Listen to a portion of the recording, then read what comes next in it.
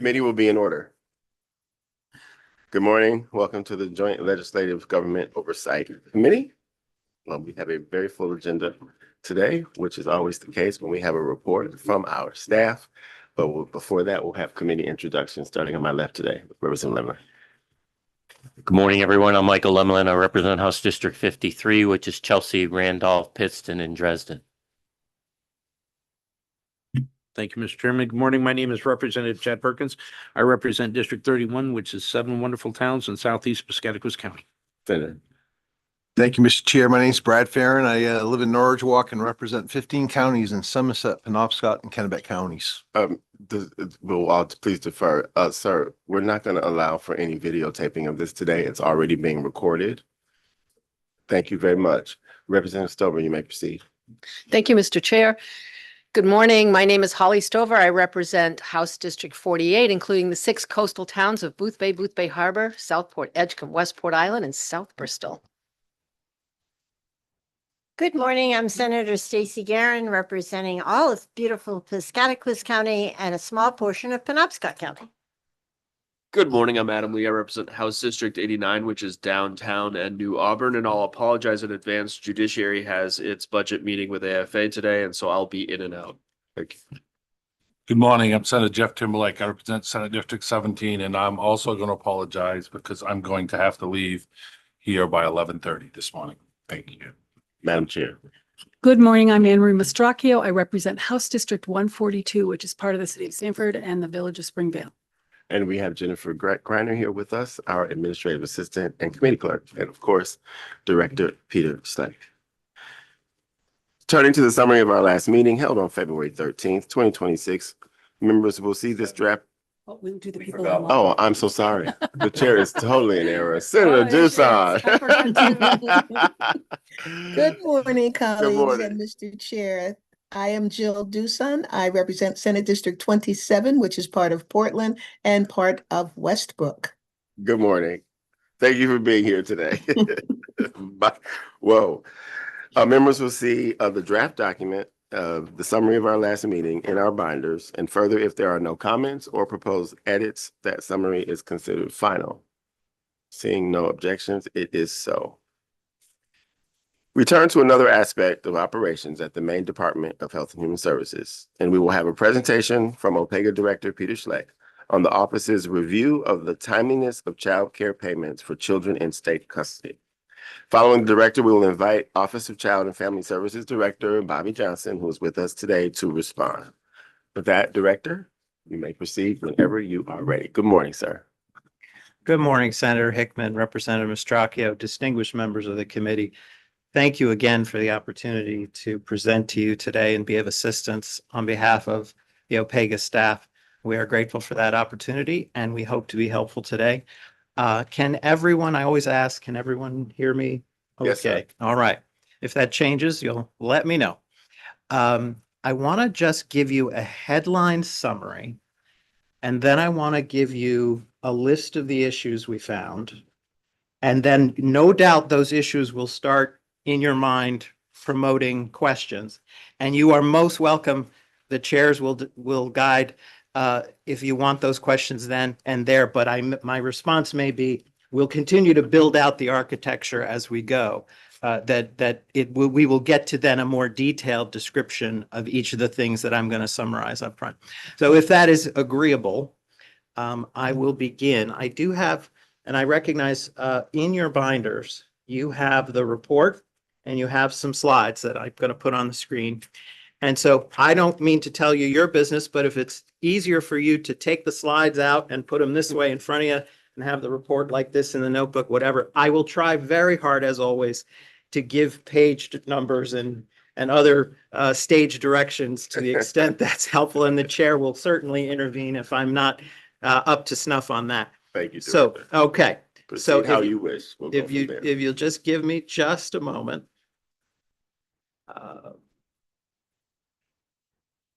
All right. So as we said, we are here to present to you the report on a matter you tasked us with the committee tasked us with during this legislature. And the title of the report is the Office of Child and Family Services Timeliness of Child Care Payments. Now, we're talking about children who are in state custody. Okay. And so I just want to start with a headline summary, and then we'll go from there. And the headline summary is in the slides, not in the report itself. Although 95.5% of invoices in our sample were actually paid within 30 days, the underlying process leaves much to be desired in terms of clarity, communication, and consistency of application. Simply put, the limitations noted by OPEGA create risk of significant payment delays if and when matters stray off course. If you will permit me, and there's no need to jump around yourself, but I'm just giving you that reference. I'm now going to read from pages 6, 7, and 8. What I indicated was sort of a list of the particulars behind that summary statement, and then we'll go from there. So, two main issues that support my headline here. One, there is no single established child care invoice payment process among the OCFS district offices. I'm reading from the blue box in page 6. District offices set differing standards for funding requests, which must be active for an invoice to be paid, with shorter durations requiring more frequent supervisory approvals. Different supervisors may approve those funding requests depending on the district office. The OCFS standard invoice form is not so standard. It differs by district office, with some forms not including all of the same fields. By January 2024, a series of consistent generic email accounts were established by OCF management for use by all the district offices. However, 2 district offices continued to use specific email accounts to receive child care invoices. Now, a generic email might be districtoffice7@maine.gov, whereas a specific email might be peterschleck@maine.gov. And so that raises potential issues that if that person is absent that day, or there's other issues, that it's not a box that more people might be accessing and understanding that something has been received. Differing invoice requirements being applied across the district offices, including whether the invoice form itself needs to be signed by the child care provider. Varying levels of quality control over submitted invoices among the district offices, from none at all, instead relying on the DAF service center for review. In other words, as soon as it's received, it's just handed to the service center, to thoroughly reviewing each invoice prior to submission to the service center for approval. District office staff had differing understandings and interpretations of important processes, sub-processes related to market rate exceptions and the payment of late fees. I'm going to go into what market rate exceptions are and late fees. District office staff handle the coverage of invoice processing duties differently, with some staff reporting that there is no coverage when staff are out of the office, in which case invoices wait until the assigned staff person returns. These conditions and the risks and impacts they present to the timeliness of payments are more fully explained later in the report, and we will get there.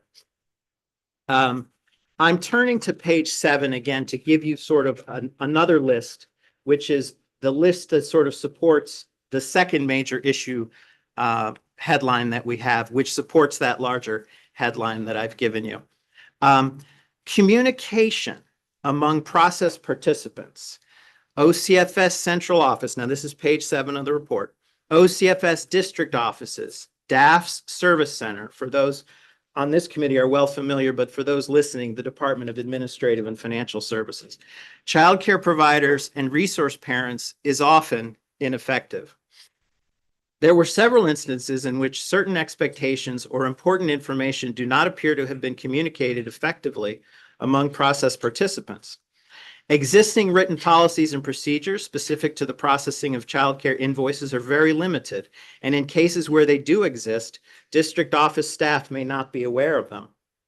Although there is no single established childcare invoice payment process, OCFS management and central office staff do have some substantive process expectations that do not appear to have been communicated effectively and are currently unmet. OCFS central office expected generic email accounts established for the receipt of invoices to be used by the district offices, but two did not.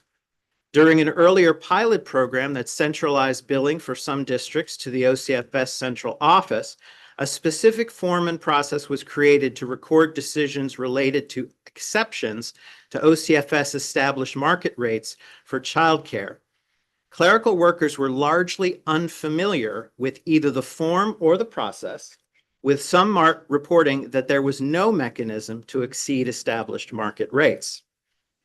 Consistent with statute, OCFS central office explained that OCFS is responsible under some circumstances for paying late fees to providers for late payments. Some clerical workers do not believe that OCFS pays late payments.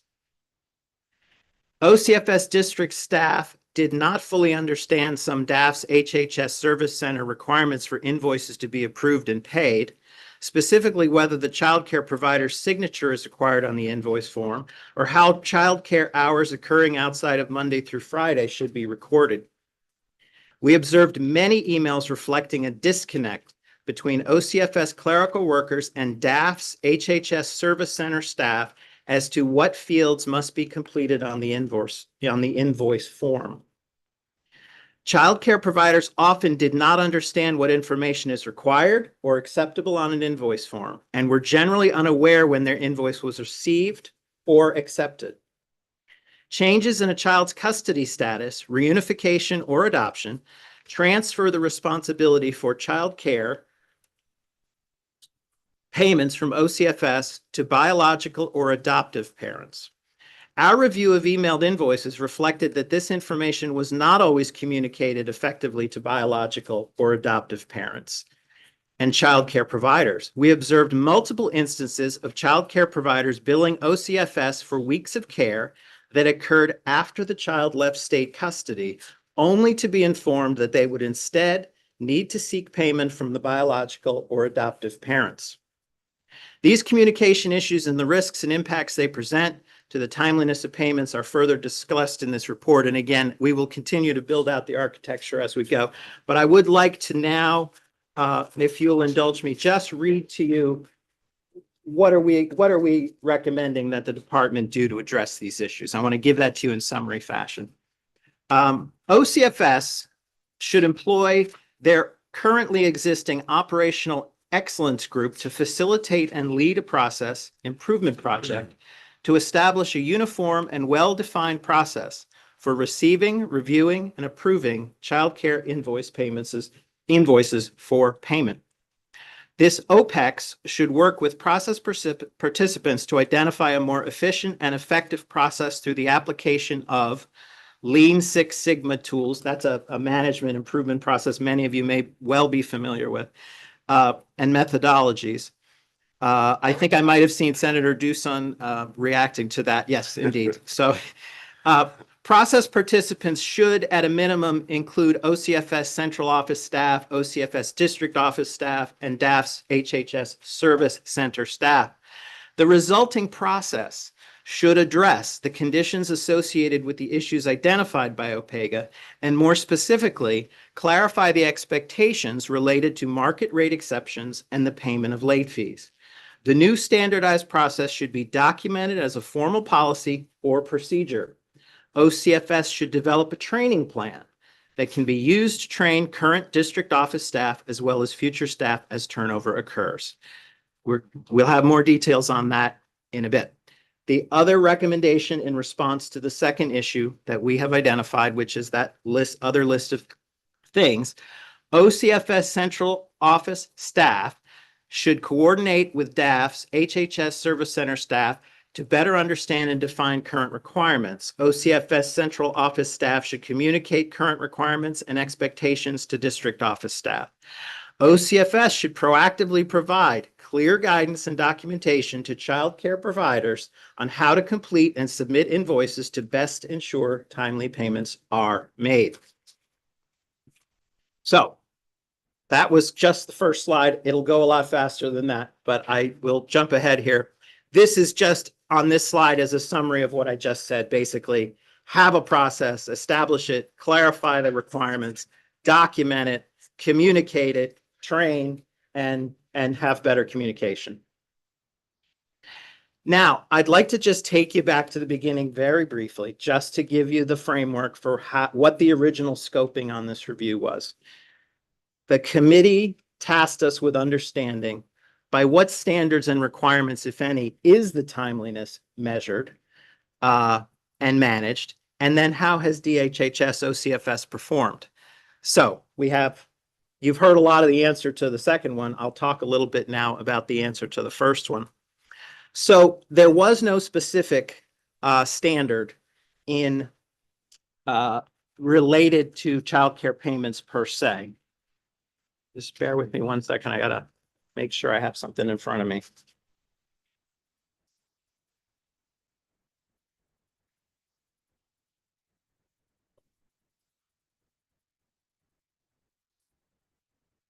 Okay, thanks for your patience. So, as I said, we were unable to identify any program-specific standards for the timeliness of childcare payments. We resorted to two more general sources, statute and contract language, and both of these provided similar standards. In Title V of the revised statutes, there's a section that establishes that payments should be no more than 25 working days from the date the state agency receives a proper invoice or from the date of receipt of property, products, or services, whichever is later, unless the agency and the business have agreed to something else. Now, standard contract language with respect to DHHS and DAFs provides that payments will be made within 30 calendar days. Just to give you the answer, 30 calendar days is actually shorter than 25 working days. So we actually applied that tougher standard to them as we measured. So moving on to the next slide.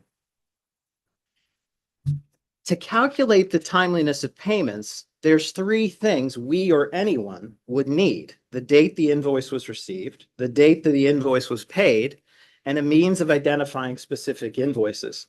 Unfortunately, not all of this information was available from current OCFS data.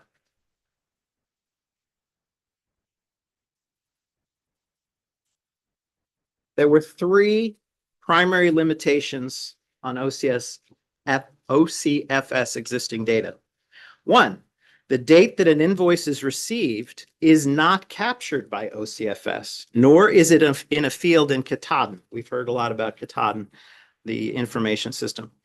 Most invoices are submitted on OCFS created invoice forms, but neither the form nor the review and approval process assign a unique identifier, such as an invoice number, to the invoice itself, making it difficult to identify one invoice from another.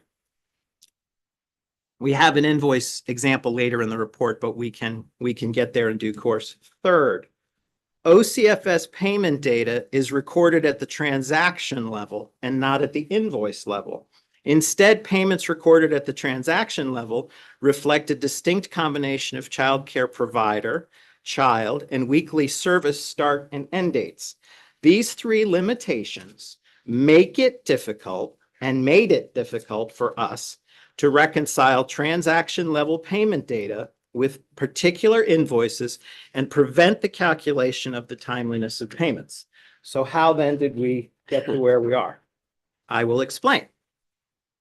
I just will, thank you, Director. This all really surprised me.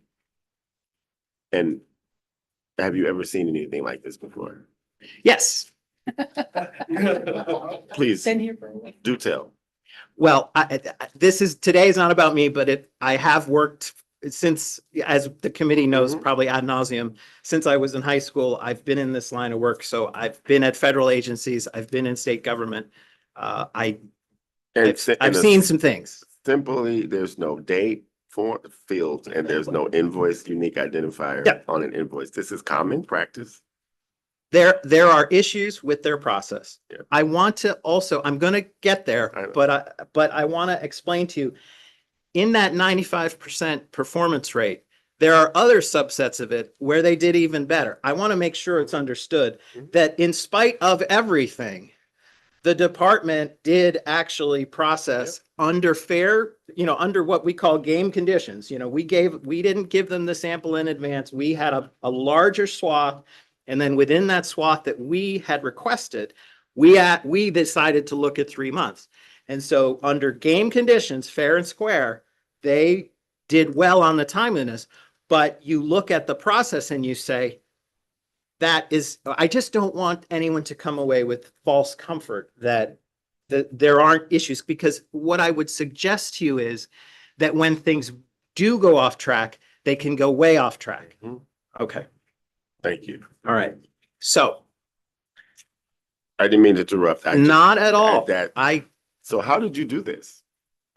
Thank you, Senator. That's the segue to the next slide. So the OPEGA search for data, invoices, we learned, are predominantly submitted via email. Invoices are to be emailed to specific email accounts, as we've said. 13 specific OCFS email accounts were identified.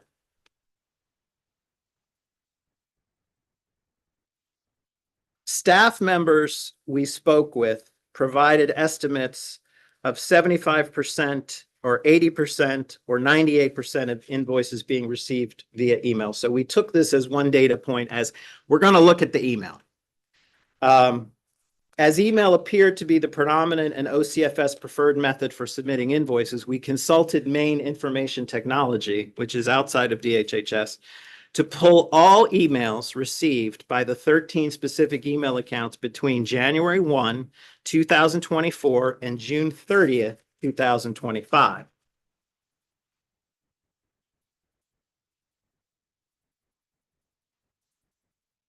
So, from the larger data set obtained, OPEGA reviewed all of the emails sent to each email account over a 3-month period within that larger period. We logged all of the invoices submitted with those emails, including the date the email was received. So I don't mean to pile on, but I'm just saying OPEGA had to pull that all out and get that information. OPEGA logged all the invoices submitted. OPEGA cross-referenced that information with OCFS payment data to record payment dates. For every submitted invoice that we found, we logged the child care provider, invoice amount, date and time, as I said. After applying the methodology described, to account for things like provider errors, corrections and resubmissions, and emails received outside of business hours or weekends, we arrived at a date of receipt for appropriate invoices. Ultimately, we logged and reconciled 2,276 invoices to calculate the timeliness of payments during our 3-month sample. So, for the 2,276 invoices OPEGA logged and reconciled, I mentioned to you there's going to be some other data about these payments. Here's another example. OPEGA identified that 96.6%, or 2,198, were paid, and 3.4%, or 78, were partially or fully unpaid.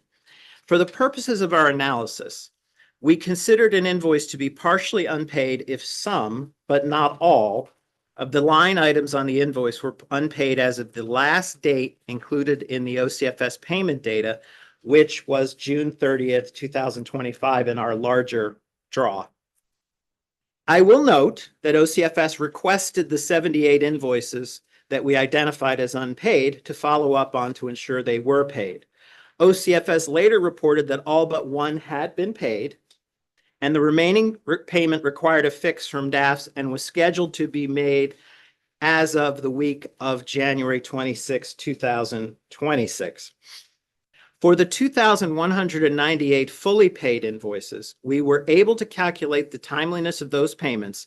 But before we get to those statistics, I do want to be very clear about the population we're commenting on. These numbers reflect only those invoices received via email to the designated email accounts for March, April, and May of 2025.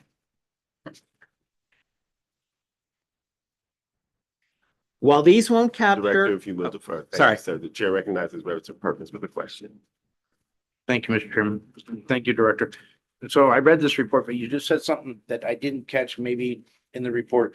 But you said the data set came from only the designated emails, but earlier you said, or maybe I remember it from the report, that while a majority went to the office District 7, whatever, at the domain name, some went to specific employees. Does your data set not include the ones that were sent to specific employees? our data set includes to the specifics, notwithstanding the requirement to have the office sort of overall email.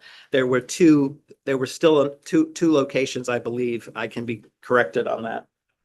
Yeah, we got them all. We got them all. That's what I was thinking. Thank you. But the distinction we're making is there's potentially some smaller set out there that somehow came in some other way. But this is where the best information was going to be available. So that's where we devoted our time. So, as I said, to repeat, while these won't capture hard copy invoices or invoices that may have been emailed to some other account, this is absolutely the best data available and the clearest picture of the timeliness of these payments. Of those 2,198 paid invoices, we found that 95.5% were paid within 30 days. That's that initial headline, part of the headline I gave you, which is the existing standard we were applying based on contract language. However, and again, now I want to be clear, to be fair, we always want to be fair in all situations. Many invoices were paid much more promptly. 66.8% of the invoices in our sample, 1,468, were paid within 7 days of the receipt of the invoice. 90.1%, 1,980, were paid within 14 days of the receipt of the invoice. So it's important to make sure that, again, notwithstanding a very challenged process in our professional judgment, there was performance here to a certain standard. Chair recognizes Senator Garin with a question.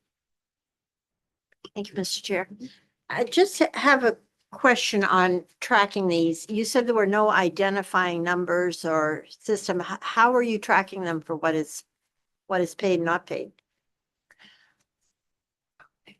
Manually drawing the info, looking at what got emailed in as an invoice and comparing it to whatever information is in the department's systems.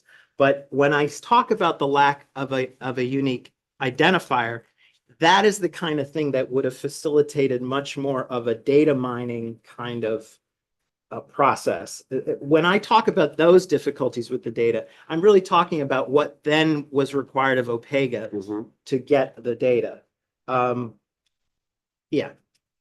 In other words, your staff had to do a lot of work. Yes. To analyze. Yes. When an invoice was received. Yes. And when it was paid. So you had to do all this cross-referencing. Yes. Because there was no real easy way to say. Right. This number was paid. Yes. This number was not paid. Yeah. So it clearly was a lot of manual work. Right. Chair recognizes Representative Lee.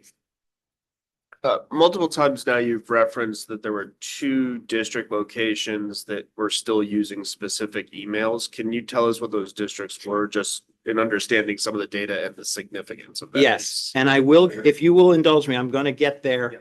I do worry about even my ability to jump too far back and forward. I'm just going to get a little turned around here. Representative Perkins, thank you. Thank you, Mr. Chairman. In reference to the comment that the chairman just made on the difficulty of extracting data based on the fact that you don't have a unique key assigned to each record or what have you. Is there any process within the department that you're aware of that would make that easier for them? Or would they, if someone was doing oversight on this process to make sure that things were paid in a timely manner, would they have to do the same level of work that your people had to do in the Vega? I very much appreciate that question. I really do believe looking ahead, this process improvement team that the department has really needs to hone in on that. I just don't have a good answer for you about how readily available they currently have a situation. We were just, again, we were so zoned in on this. It's hard to go broader than that without taking even more time. So. Correct. Chair recognizes Senator Timberlake. Thank you, Mr. Chair, and thank you, Director, for being here. And it's okay after I ask the question if you say you're going to get to it later. Absolutely, Senator, I have please. no problem with that. But I've been looking forward and looking at the report, and the question that I kind of have with all this after listening to, because it said, how long did it take to reconcile an account after OCFS was notified that somebody hasn't been paid? How long did it take them to get that account fixed? I am not. And rectified. Thank you, Senator. Today I must apologize. I don't think I'm going to be able to give you that data point. I can look back with the team and see if we can come back to you at the public hearing and see what we might have in that way. But I don't know if I have a specific number on that based on individual transactions. Okay, You may proceed. thank you, Mr.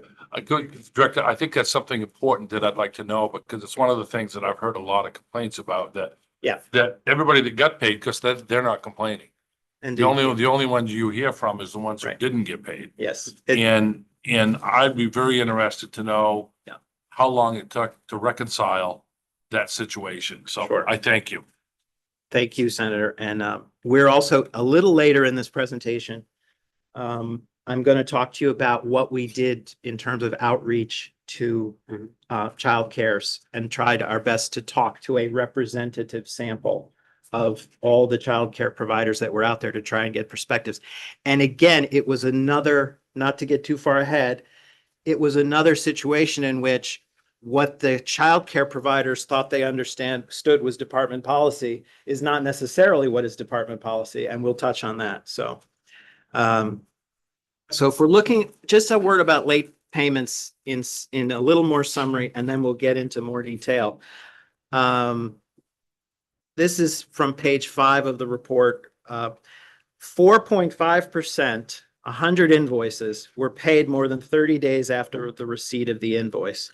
So when you are looking at this chart, 30 days have already elapsed. So when it says between 1 and 15 days, that's really 45 days. You know, if that makes any sense. This chart shows the distribution of those late payments in terms of timeliness, with the least timely of these payments being 61 days late or 91 total days. So in terms of the sample center, that's not a perfect answer to your question, but there is at least some data that shows the worst examples we found. Someone was waiting 91 days in this sample. That's not to say someone wasn't waiting longer in another time and place. Correct.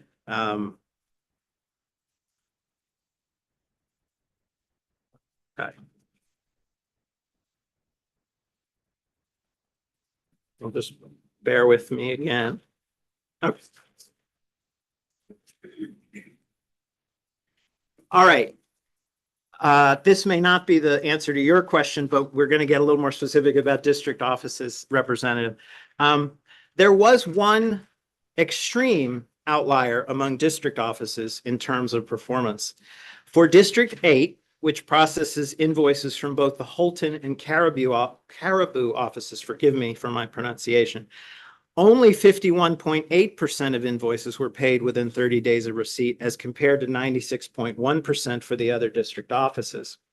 It was also noteworthy that District 8 accounted for 38.5% of all partially or fully unpaid invoices.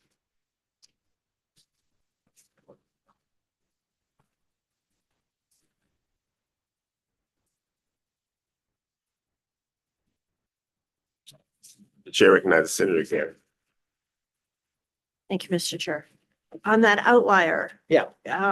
did they give any reasons? I know you had said earlier in the report, if somebody was out, then nobody checked that email. Was that the situation up there? Thank you, Senator. In terms of coming attractions, the director of OCFS is here, and in the director's letter, there is an explanation. And so I would welcome the opportunity to let the director, but if you want to make a note to ask her again, if that's all right with you, I don't want to steal her. Thank you, Senator. Thank you very much. Okay. Very quickly, invoice payment process overview, just to give you a little more flavor. We're talking about page 9 of the report. In addition to calculating the timeliness of payments, we also sought to understand the process. Through interviews with those receiving and processing child care invoices, as well as observations made during our review of emails, we were able to identify, as I said, the two fundamental issues within the process that manifested in multiple ways. That's how we went from my headline summary to the lists to the detail. Before we get to that, again, I'd like to give you a high-level description of the process, and this is a high-level description for good reason. As we interviewed the district office staff, we learned that there was a great deal of variation in how the work was done. This description is at a level that should generically be applicable to all of the offices as we encountered them. Vendor code, you're going to hear about vendor code. Vendor code, for a payment to occur, and many of you likely already know this, if not all of you, for a payment to occur, a child care provider or any vendor doing business with the state of Maine must have an active state of Maine vendor code.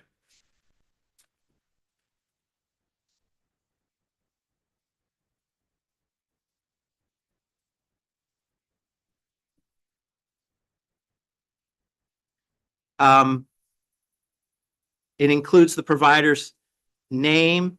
It needs to be updated for address changes. This can be a one-time process in which the vendor fills out and submits a substitute form. Information is received and reviewed by DAFs. The vendor's taxpayer identification number is matched with the Internal Revenue Service and things of that nature. This process, I want to be very clear because we're talking about a snapshot of performance, but it is very important that the committee knows that in the past, this vendor process, this vendor code process has been a significant obstacle in getting providers paid, with some vendor codes taking as long as 6 months to obtain. Now, this is where this DHHS operational excellence team comes in again. They conducted a process improvement project related to the vendor codes, which resulted in the creation of a vendor code direct deposit team within OCFS in November 2024.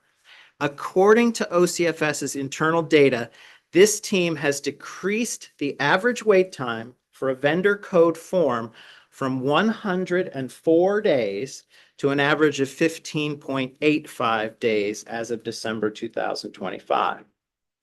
Okay. There also must be an active funding request in place in order for a payment to occur. A funding request is essentially the pre-authorization that the child care be paid. Once a child's caseworker and resource parents identify a child care provider for the child, the caseworker notifies the clerical staff worker that a new funding request is needed. That worker then creates the funding request in Katahdin, which will include the child care provider, the rate to be paid, and the duration of the funding request. Yes. Go finish your thought. Okay. That request must then be approved by a supervisor. Can you tell me, Director, and I can also ask Sure. Director Johnson the same question, but you may know, this operational excellence team group, what is the origin of that? I must confess, I would welcome the OCFS director giving more insight into the history of it. But I know it played a role. It worked. It played a role It in worked. cleaning up the Right. vendor situation. Thank you. And so I want to be clear, especially if you'll allow me to reference Senator Timberlake by name. I want to be clear, in the past, there were this vendor code issue obviously looks like it was a pretty serious contributor to other types of delay. So just don't want to let that pass by without making sure you know that. All right, so then it comes down to invoice submission. Sorry, I jumped ahead in my slides. Let me just go Senator back. Timberlake would like to ask you a Yes. question anyway, so take your time, find the And- right slide. Choked to death on my lifesaver here. Not gonna save my life. I'm looking, is this the invoice they're using? That again, the issue, thank you. I think you're looking at Appendix I'm D if I'm looking reading on it. page 31. Yes, indeed, Senator. Just so everybody knows Yes, what I'm looking at. and just to refresh what I said a lot earlier, that is one form. That is one form. So when I say the standard form, it was not so standard. There were other, one of the things we're trying to urge that they move to is really making sure that there is one process, one form, one set of requirements. It's signed, it's not signed, it's submitted here, it's not submitted here, that sort of thing. But yes, So- that is an example of a form. Okay, because I tell you what my curiosity was, and I'll aim at the director. It's very concerning to me that we'd submit an invoice that had social security numbers on it. It's something that, as I look at it, it's like, why would I ever do, an EIN number is no problem, but I just can't imagine that we would. And I just wondered if we were still doing that, and that was just, or if that was a one-time invoice that went in, so they had it for record. That was my question. Yes, and I, without repeating myself too much, I just would say again, I hope the team that's going to work on improving this has heard that as well and takes that into consideration. So Thank you. you're most welcome, Senator. So invoice, moving along as quickly as I can without going too fast, invoice submission in this slide that I have here is another aspect of the process. Childcare providers submit invoices for their services to a district office, but have a great deal of latitude in terms of what they submit, how they submit, and when. If they have them, providers must submit their own invoice forms. If not, they use OCFS's standard invoice form. Again, I use standard advisedly to record the children served, dates of service, amounts owed, and other typical billing information. Providers may submit invoices as frequently or infrequently as they wish. We observed some providers billing weekly while others would only bill months at a time. Invoices can be submitted via email, physical mail, or hard copy. Emailed invoices should be sent to, again, particular email accounts within the district offices. Invoices can be emailed as typed, fillable documents attached to the email, images of printed documents with handwritten entries, and images of printed invoice forms embedded within the body of the email. Then there's district office. You see next on this slide, district office entry and review. In each district office, one clerical worker, typically a case aide or office assistant, is primarily responsible for receiving and processing invoices and reimbursements of all types. The worker may opt to process invoices as they are received or wait until a specific day during the week. Once that process begins, these workers perform varying levels of review to ensure all required information is included. The work then scans this invoice into something called DocuWare, the state of Maine's document management system, which creates and stores a PDF image of the invoice. The worker then indexes the PDF by keying the information like payment data, vendor name, vendor code, child name, child identification number, and dates of service. The worker will lastly mark the invoice status to requested, and it is queued for review by the DAF's HHS Service Center. Director, Yes. how are the files saved? There must be unique identifiers in the PDF that is saved when it's scanned. Is that correct? They are indexed with some key information. Can you please come forward, sir? I appreciate you being here. Obviously, since this is largely the work of your staff as I well. need to phone a friend. Yeah, in DocuWare, Please they're introduce yourself, oh, sir. sorry. Thank you. Matt Crook, Principal Analyst at Opega. Thank you. The documents in DocuWare are PDFs. They are indexed, so someone is entering some key information, limited number of fields, but I don't believe there is a unique invoice ID, but rather perhaps an image or something, but I don't have complete knowledge of what that looks like.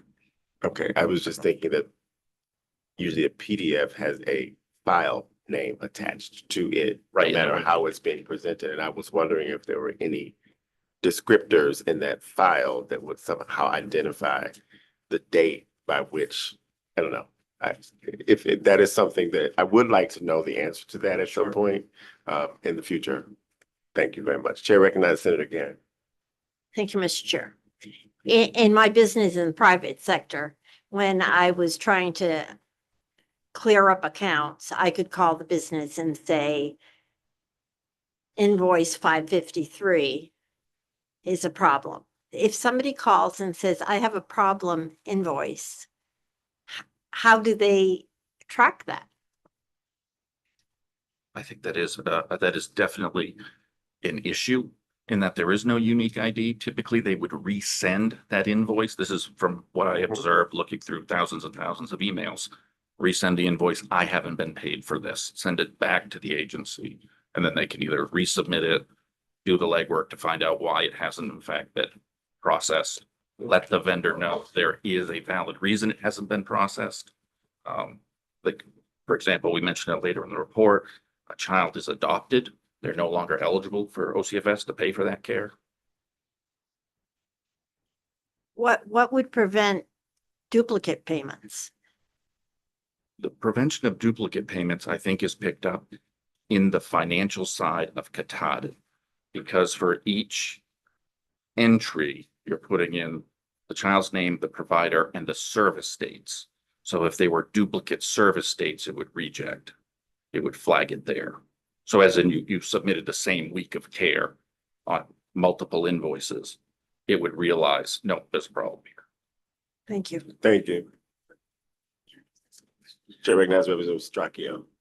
Thank you, Mr. Chair. And coming from a place where I remember when everything was paper and then when it changed over, it's almost like there are so many remnants of the old system that were still there, like basically taking a PDF picture of it and sending them the invoice instead of an invoice number. It's almost like they tried to merge them and it was just really hard to do without scrapping everything and starting over.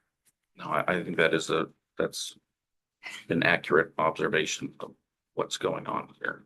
There were varying levels of comfort with the technology and how things were submitted. And I think OCFS tries to be accepting of, it's not as though they said, thou shalt send them all via email. They would accept them if you handed one to the child's caseworker, and then that person would be on the hook for handing it off to the appropriate person to process. So there was like no wrong door for an invoice, but unfortunately that allows for a lot of variation. Right, trying to accommodate the comfort levels of everyone, because I remember what that was like. And having been a provider and saying, no, I don't want to do that because you're going to make me do something different now. So I get it. It just seems like here we are in 2026. It's amazing to me that it functioned as well as it did. Yeah. To be honest, that's what I got out of it. I think we were surprised, and to be frank, I think OCFS was a little surprised for what they described to us. It's funny what happens when you go looking. Well, they The work chair hard. recognizes Representative Stover. Thank you for being here today. My question is around the form, and it says that templates vary district by district.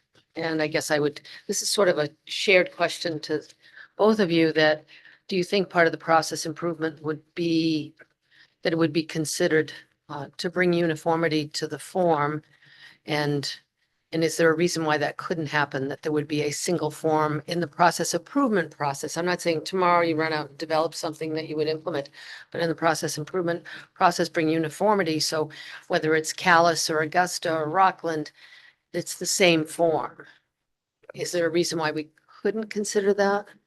No, I think that we are sort of silent to it to leave OpEx to do that, because there may be the consideration that we don't want paper invoices anymore. They do have a CCAP childcare affordability program that uses a portal. Maybe that's the way to go, and then there is no invoice for it. So we don't want to take on management's responsibility when we're doing our work and be overly prescriptive. So when we talk about all this variation that exists within the process, part of us putting it to OpEx is for them to work internally with the people doing the work in management to determine what that process should look like. Thank you for that. Some members of the committee know how much of a fan of portals I am. I really am. Mr. You Chair, may could I have a proceed. follow-up? You may proceed. Thank you. Representative Stover. Thank you, Mr. Chair. So I guess I'm asking then, could the process improvement process, if it were been implemented, look at this particular area and look at whether or not, should there be uniformity across the districts? Should there be uniformity in how they're submitted and what is submitted? And that's not a question you need to answer. I'm just suggesting it for process improvement. So the process improvement group could look at this and say, absolutely not. We studied it and it can never happen, or we have studied it and maybe this could happen and not that. But at least to consider it in this, I think someone else mentioned in 2026, is it possible to think about, could everyone, now that most everyone in those district offices probably has access to a computer, could they possibly consider a portal? And if not, why not? I think that it's worth the conversation for both the efficiency and the effectiveness of the program. Thank you. Thank you, Representative.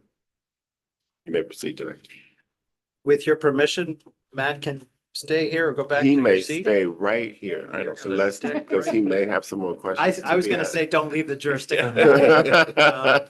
So I'm always excited and happy when members of the team can join Right, into and this. so are we. Usually they send me out here and that's fine. That's fine. It's okay. So again, Matt did just so much of the work and led so much of the work here. So I'm glad that you're getting a chance to talk to him.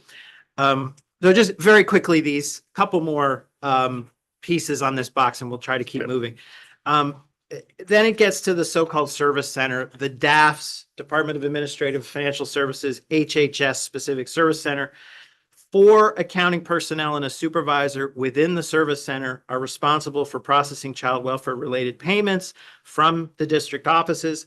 These folks first check the so-called DocuWare invoice imaging for errors such as incorrectly calculated figures, missing vendor or child identification numbers.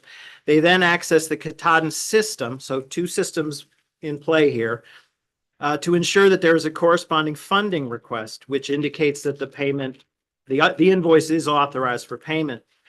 Check that the invoice has not been previously paid and create a record for the invoice and assign its status as either approved or rejected. Okay, payments made, last box, and then we'll get to the next. On Friday evenings, all approved invoices enter the third system, the Advantage system. Many of you have probably heard of the Advantage system, the payment system for the state. As long as the vendor is in active status in Advantage, payments are made on the following Monday. Advantage either cuts a check to be emailed or posts the payment to the provider's bank account via electronic funds transfer. Once the invoice is paid, its status in DocuWare changes to accepted and its status in Katahdin changes to paid. So just an overview of the process. So you have some foundation in that as we discuss these things further. I'm going to move along reasonably efficiently without going too fast. A little bit about rejected invoices. Invoices may be rejected at various points in the process by either district office clerical workers. This is report page 11, or DAF's service center staff. If an error is caught by a clerical worker prior to the invoice being submitted to the service center, the worker may be able to correct it depending on the error. Errors in some fields can't be corrected by the worker. According to OCFS, the fields that can't be edited include the provider name, physical address, and mailing address. When there are errors in the fields, the worker must contact the provider for a corrected invoice. When an invoice is rejected by the DAF service center, OCFS clerical workers need to log into DocuWare to see that the invoice was rejected, as workers do not receive a notification outside of these systems when an invoice is rejected, approved, or paid. In DocuWare, the service center reviewer will add a note to the invoice image that identifies the error. Again, OCF clerical workers may be able to correct some errors, but others will require the worker to contact the provider to request a corrected invoice.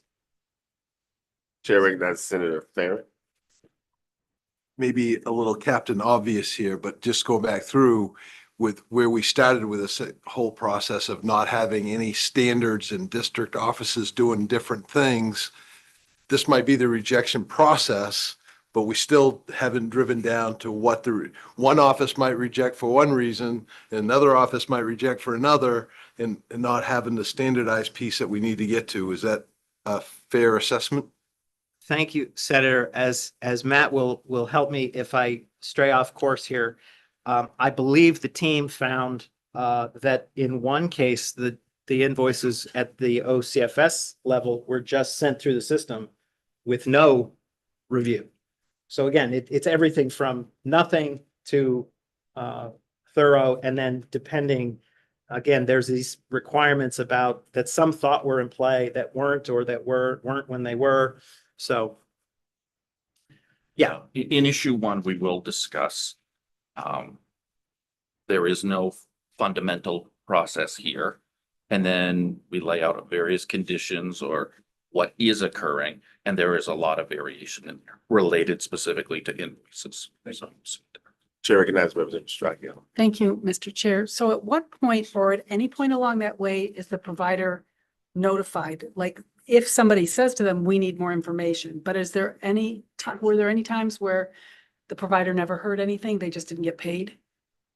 Or is there like checks along the way? I'm not sure how we would see the absence of a communication, so we were Oh, working okay. from the email. Oh, okay, so So you we saw would the, see the back and forth. because the providers did reach out when they Yes. didn't get paid. Yes, some did, so we didn't get paid. Someone would say, oh, here's why. That child is now been adopted. They're not Okay. eligible for this. Oh, I missed it. Well, let me get that through for you. Or there were other, the provider made an error. So the person doing the work, the case aide, would send it back to the provider, who would in turn make the corrections, send it back in. So we'd see that back and forth. Right. Thank you. Please proceed. Thank you. so moving to the next slide. As part of our effort to understand the process, we also interviewed childcare providers. OPEGA sampled and interviewed 16 childcare providers from across the state to learn their perspectives on the timeliness of payments from OCFS, as well as other aspects of their experiences in working with OCFS while caring for children in state custody. Here's what they reported, and it should be noted that these are the providers' perspectives and have not been independently verified by OPEGA. I mention this because this is another area where provider perceptions, or what they reasonably believe is the department process or requirement, doesn't seem to match up with some of the department's requirements. And this goes back to some people think, no, they don't pay late fees, and we'll get to this. Okay. Appendix C, if you really like to get into sampling methodology, there were 351. We asked for the list of everybody. And then we did our sampling, which was designed. There's a stratified sample where you try to, if you're sampling, make sure that you're being representative across all of the district offices. And so essentially the goal was, in addition to being representative across the offices, to get 5% of the population interviewed. Okay. I would also say on that note, yes, some people don't answer the phone when we call. We all know that. Yeah. And so there was a process where we had a random process. And so we would call someone, and if they either didn't want to speak or we couldn't reach them, we then did another random selection, if that's helpful. And again, the appendices B and C give all the really, for those who really like to get into sampling methodologies and the like. So we spoke to these good people, and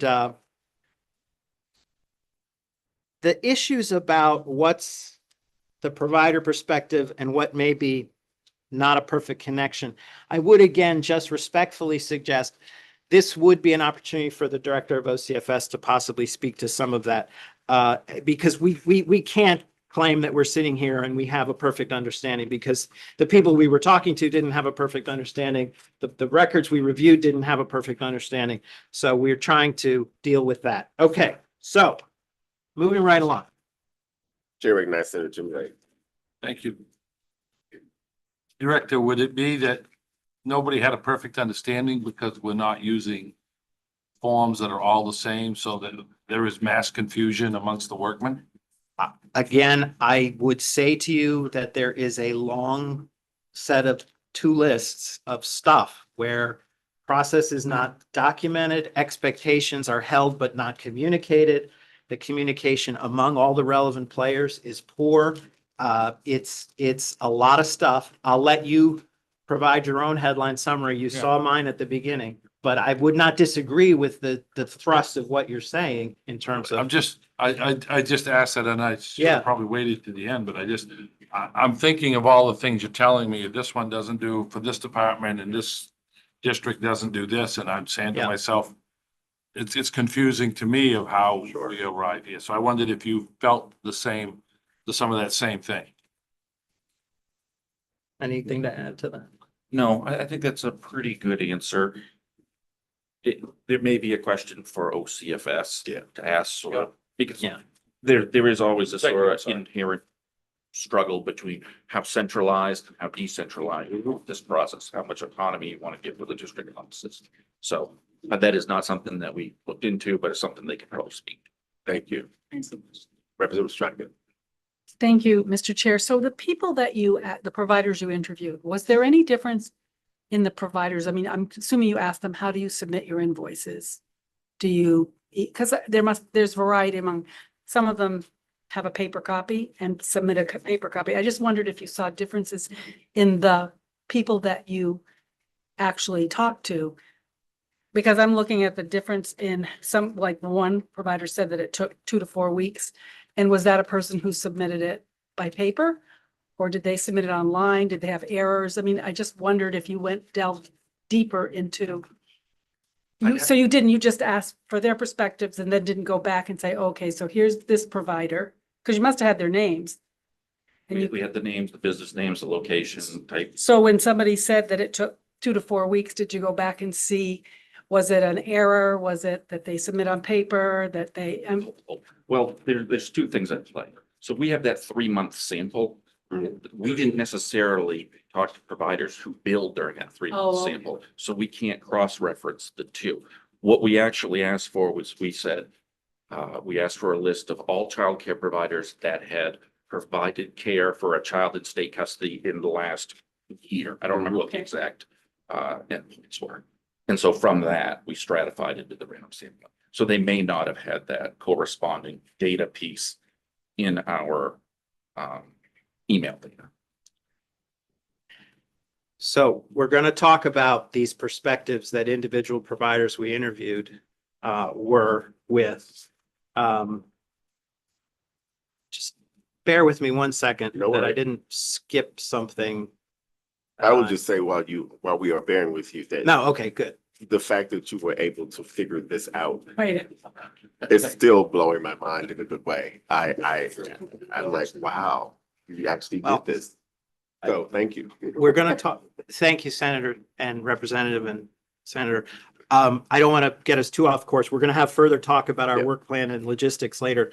But there are times when what might seem like this could be next week, and then and we still strive to try to help. And it is part of our process to try to work with the agency to, get, instead of just coming back to you with, couldn't do it. Right. Okay. Thank you. Okay. So this is provider perspectives. And again, I want to put the big footnote up there that they have every right to their perspectives, and they just may have been given bum information or, so I'm not in any way trying to make any value judgment on that. But just when we're talking to people, here's what they're saying. And so generally the interviewed providers reported being paid in a timely fashion. 11 out of 15 providers who answered the question for us stated that they are regularly paid within What 2 page weeks. are you on in the report? I'm so sorry. Page 17 in the Thank you. report. No And, worries. yes, This is thank what you so much, this is Senator. What we're here for. That 17, we everyone. much page appreciated. 17. All right, please proceed. One provider said that payments typically take 2 to 4 weeks. The remaining 3 providers stated that the timeliness of payments varies. So again, as Matt helpfully said, just to be clear, this is another slice of information that is not necessarily the people in our sample. It's just going out there to a population and trying to get another kind of sample just to hear from people. and give them a chance to say what their thoughts are. So, Senator Timberlake? Director, were all those providers coming from the same district or were they from all varying districts? thank you, Senator. And that's where Appendix C, I think it's Appendix C, if Yes. it's not B, comes in. We strove very carefully to be representative, that we were talking to at least someone from each of the districts. And so there was representation among the districts. Page 30. Obviously, if we could have talked to even more, we would have been happy to do that. But there, we had to get to at least a certain number to feel like we were saying anything to you meaningfully. Yes, it's on page 30. Appendix C All is right. on page 30. Please proceed. Now, just a word about, for anyone who's ever had childcare issues in your own family or my family or anybody else's, not to get personal, just to say, private families have to pay in advance, Mhm. do pay late fees, will sign contracts, must provide a 2-week notice, pay registration or enrollment fees. The government doesn't necessarily allow for all of that. And it is at least the perspectives of the participants that paid after services are rendered, does not pay late fees. Again, footnote, we know that's not true, but there may be others of these that are not quite correct. But here again is, why is this information out there that's not correct? Will not sign contracts, often doesn't provide a 2-week notice, does not pay registration or enrollment fees. Okay, so just to give a reality check on the world. So in other words, Okay, the government is not treating those provider, Yep. providers the same way that private right, families are. communication with providers. Representative sorry. Machado? Thank you, Mr. Chair. Sorry, I'm just used to having one in chairs That's in my fine. other committee in here. But the government can't, I mean, we expect to get paid first. I mean, do the service first in every aspect of government, Understood. because otherwise we'd be paying stuff out and then having to recoup it Right. all the time, and we don't do that. I did not mean to go too far with Right. that. I just meant to. I just want to make sure that Yes. we literally can't do that. Yes, thank you, Representative. So communication. Now here's, again, just to be clear, this is 16 interviews, but it's a sample across the state. It's designed to be representative. And this is an issue about timely notice. 12 of the 13 providers who have experienced caring for a child during a change of custody reported that they were not given timely notice of that change. And that's where you get into the situation where the who's going to pay, and Mhm. services are continuing, and then someone is finding out the department is no longer paying, the services are continuing, the provider has to look to someone else. You can imagine that that's a source of frustration and concern and other issues. So we just, that is a very stark data point that we got out of talking to the And providers. that's actually the data point that is most interesting to me, because I agree with my co-chair that the in advance payment can't do, but this doesn't seem okay for the provider, Right, that the state can't figure out a way to give notice right. on these things. And so I don't know if that's a solution to that is addressed necessarily, but I wanted to just bring that up to have a further conversation with the director about when she comes forward. Representative Strachan? Thank you, Mr. Chair, because it also occurs to me that if you have a slot that you could have filled, because I know a lot of people out there that are private payers. I mean, if the government expects those slots to stay open for children that are in foster care, then we do need to make sure that we pay for them and keep them. Because so there's nothing in the standards that say someone must, when a child, and this can happen quickly, let's be fair, but how soon does the daycare provider have to be notified? There's nothing in written, there's no standard that you could see. I don't believe so. Don't believe so, but Okay. we would defer to the director, and if for any reason that's and a follow-up issue, we can explore further for the next meeting if we don't get that answered. Okay, so page 17 of the report, and I'm moving to the next slide. Provider perspectives on rates of pay. Now, this gets into the so-called, you heard me talk about a market rate type of issue. OCFS pays an average child care market rate adjusted for county, type of facility, and child age. When asked about these rates, 8 of 16 providers indicated that their usual rates were about the same as the OCFS market rates, and 3 providers reported that OCF market rates are more than what they charge private payers. 5 providers indicated that they charge higher rates than what OCFS pays. So that's just another point for your consideration. Moving to the next slide. Suggestions from the providers that we talked to. Creating an online system to streamline invoicing, with providers specifically noting the existing online payment system for the child care affordability program. This is something that Matt had mentioned. We're trying not to be prescriptive. Communicating directly with providers when custody and the responsibility for payments is changing, with advance notice given when possible. Again, that was a big one. Changing the timing of OCF payments to the week before or at the beginning of the service week, like private families. Again, whether that's possible or realistic, we're just sharing with what they said. Better reflecting required child-teacher ratios for age groups in the OCFS market rates. Allowing providers to bill parents when OCF market rates are lower than the provider's standard rates. Chair recognizes Representative Perkins' question there. Thank you, Mr. Chairman. Thank you, Director. So on just going back to bullet 1 on this slide, online system for invoicing. In the report, I think it was page 18, there was additional sub-bullet points on that, specifically that providers noticed that this would actually reduce their workload as well as make it more standardized. Is that a comment? Can you give me a sense? Is that a comment from a few of the people that you interviewed, or was that pretty much everybody we talked to gave us this suggestion, or about half and half? Can you tell me how many responded that way? As I sit here, I can't quantify it. Yeah, I'd have to go okay. back. We can get that for you though, Representative. Thank you. Thank you.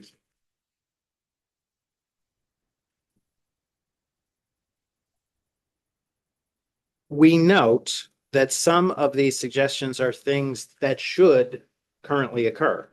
And we've noted those in our issues, which we will cover next. So this is the part where if you'd like me to take a breath and talk some more, or if the chair wanted a recess or anything. No. Okay, we're gonna. Through. Okay, but just by way of defining Members are expectations. taking the breaks they need to take as they need to take them. We're going to continue forward since I know people have to leave, and I want to get through this at least while everyone is here.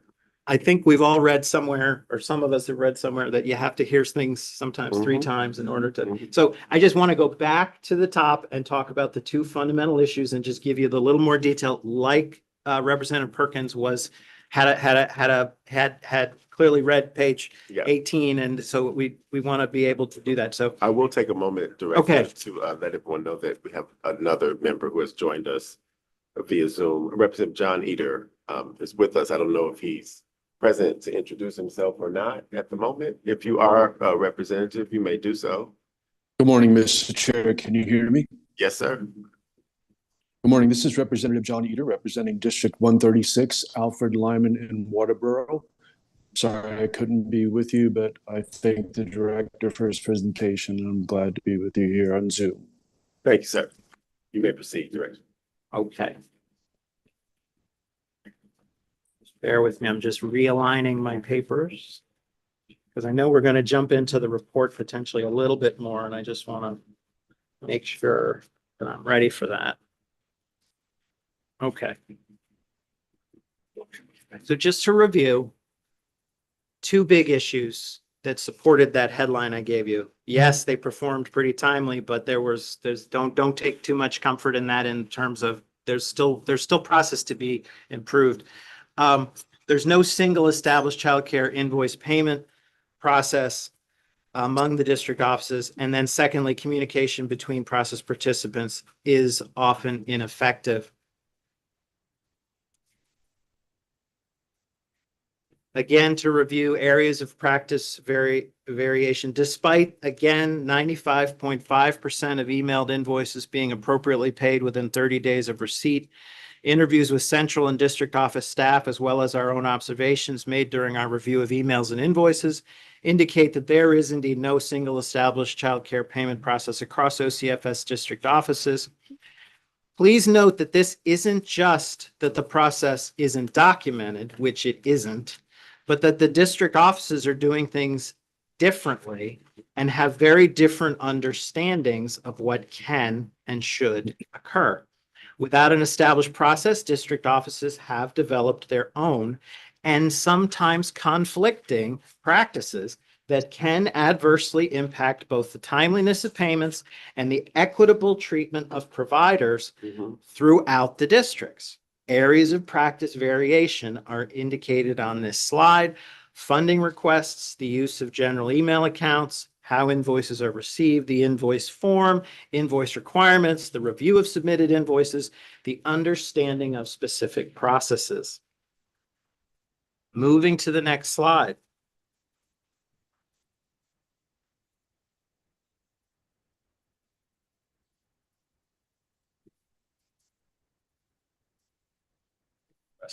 I missed the questions. I'm glad you're here. Glad you're here.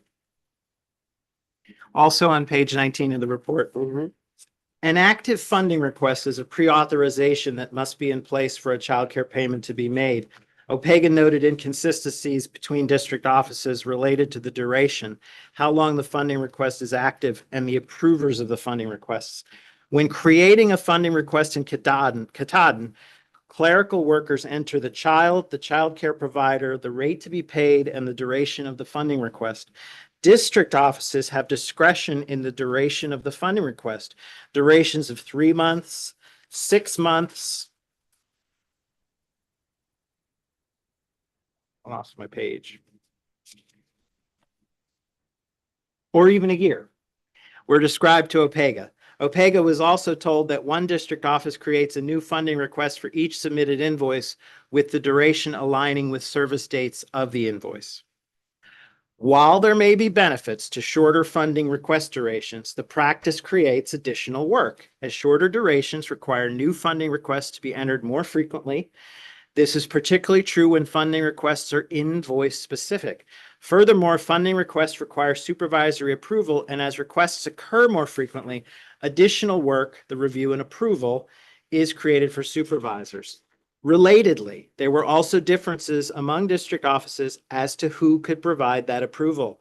Some district office staff reported that the specific supervisor associated with the child's case, in other words, the permanency supervisor overseeing the child's permanency caseworker, was required to approve funding requests, while others said that any supervisor or an administrative supervisor could approve. So again, just highlighting the differing ways things are indeed different.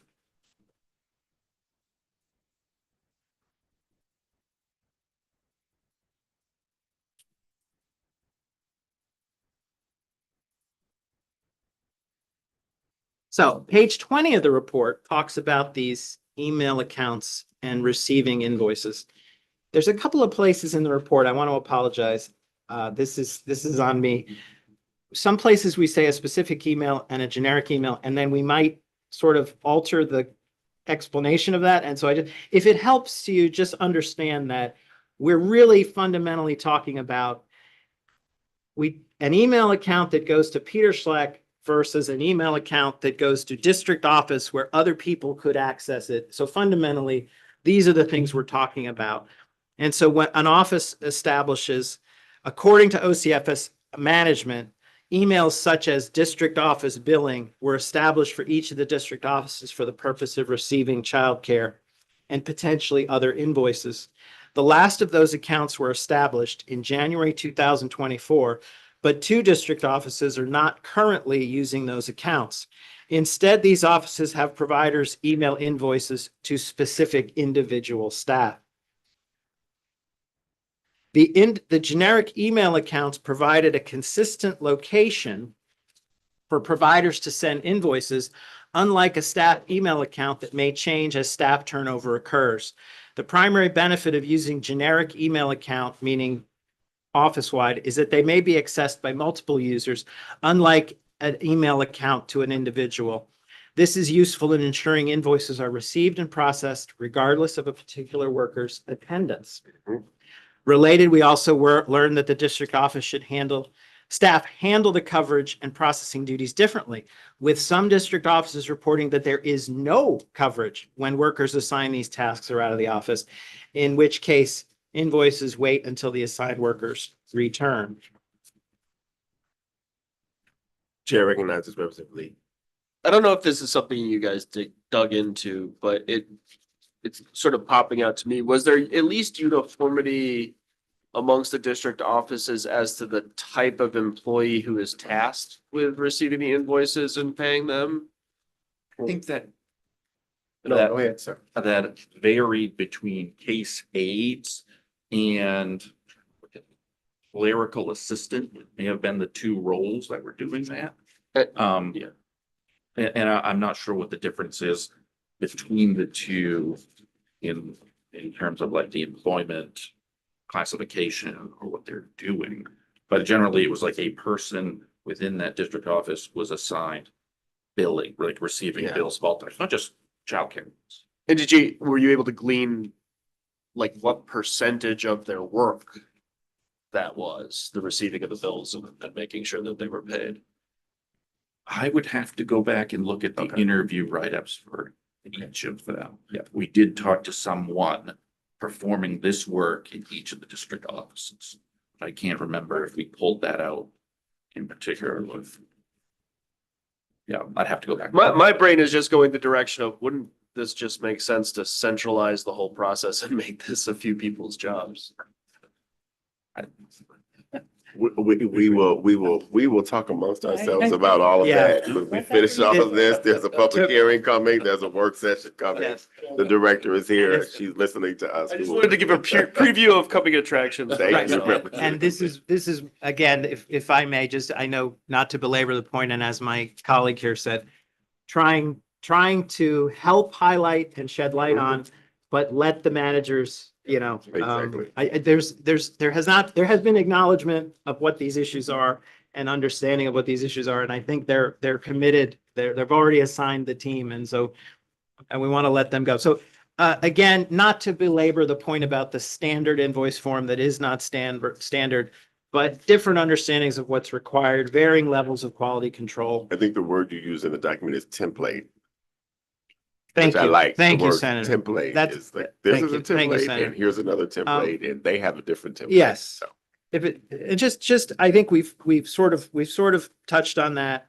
And then again, just a brief review of the market rate exceptions. It's taking me 1 second here. Within the child care invoice payment process are these two sub-processes or areas that vary significantly across districts according to district office staff. The first is exceptions to establish market rates that reflect the county, the age of the child, the type of provider. The applicable rate is generally the maximum amount that OCFS will pay for childcare. However, according to OCFS central office staff, there is a mechanism to make exceptions when a provider's rate exceeds OCFS market rate. However, district office staff described the process for market rate exceptions very differently. Some reported following the process described by central office, while others reported that there were no exceptions to market rates. This practice may create inequity among vendors, meaning providers, depending on district office, and at worst could potentially result in a child care provider not accepting a child due to the rate. Chair recognizes Senator Blake. Another of these sub-processes that varied across districts was the payment of late fees. According to OCF management, and this is consistent with the statute that we saw, OCFS may pay late fees to providers if the following conditions are met. Payments are made later than 45 days. OCFS and or the state are responsible for the delay. Late fees are established in the Child Care Providers Handbook, and the late fees assessed to the state are consistent with what would be assessed to private payers. The provider bills OCFS for the late fees. Senator Timberlake had a question. Sorry, Director. That's okay. Before I move on, I'm having a problem with this market rate exceptions. Are we saying that we're paying all different rates all across the state and we're not paying the same rate to? Is each district paid the same or is it something everybody negotiates separately? Yeah. Yes, of course, Matt. OCFS develops a table. On it are like child age, I believe it's a district or county, and facility type. So for each one of those options, so if you were a childcare provider in Machias, you would look to, and you were serving a 5-year-old, you'd look to that particular row, and that would be the rate. However, if you were in Portland, you were serving a 5-year-old, there may be a different rate for that child. So each market, But it's not individually based on provider, it's based on where the service is provided. yes. And then the part that we've called out as an issue, sometimes a provider charges more than that rate. So what happens then? OCFS Central Office Finance describe a process where you could exceed that through a process where there is an approval. However, when we talk to some people, the people doing the work in the district offices, they would some of them flat out said, no, there is no market rate exception at all. So just one point, you may proceed. For the workshop, can we get the information, and I didn't see it in here when I looked through, of what the different market rates are up and down? Yeah. Yes, the state, so that we could see what that is. Thank you. Happy to do so, Senator. Thank you. Representative Perkins? Thank you, Mr. Chairman. Actually, based on that comment, just so I don't forget for the work session, can we also find out how often those market rates are adjusted? While we have Yes, Senator please. Perkins, Yeah. as my coworker so discreetly provided me this note, you had asked about providers and their suggestion for an online portal. 8 out of 16 mentioned online inputs. Great. That's great. Thank you. Thank you to our colleague who was listening. Tiptoed in here. That's great. So again, Matt just said this again, this gulf between, this difference between, so we looked at the data and late fees are rarely being paid in the data we saw, yet they were being paid, and that's consistent with our understanding of statute and OCFS's understanding. And yet several clerical workers were saying, oh no, we don't pay those. So that does just raise all that issue. And again, not to belabor it, but just A misunderstanding of that we policy. need to clear that up. Yeah. Okay. Okay, again, big issue, second big issue that supports that original headline that I gave you, ineffective communication. Throughout our work, there were several instances in which certain expectations or other important information existed. There were expectations by management, but they did not appear to be communicated effectively between the appropriate process participants. OCFS Central Office, OCFS District Offices, the DAF's HHS Service Center, child care providers, and resource parents. We first want to discuss here in review the communication of central office process expectations. Some of these concepts may have been already briefly described. I'll try to move along here. Where the practice variations resulted from the lack of the established, but they're also, lack of established, but they also here as evidence that expectations were held, but were not communicated. The first example involved the use of established email accounts. OCFS management and central office staff had these email accounts created for each district, as we've said, to provide a consistent location for childcare invoices to be sent to that, so that it could be accessed by multiple workers. However, 2 district offices are not currently using these accounts. Now, this is the question, and I know Representative Lee has had to step out, so we will make sure that we get Representative Lee the answer. Which offices are we talking about? as we observed in one instance in which central office staff directed a provider to send their invoices to the district's general email account, which was actually unused and unmonitored. So a direction was given from central office to a provider to send the invoices to a district email account, and it happened to be a district where the email was unused and unmonitored. I wanted to just underline that. Would that be the same district that didn't know that a general email account existed? There's only two, and I'm not sure which one is Okay. attributed. Thank you.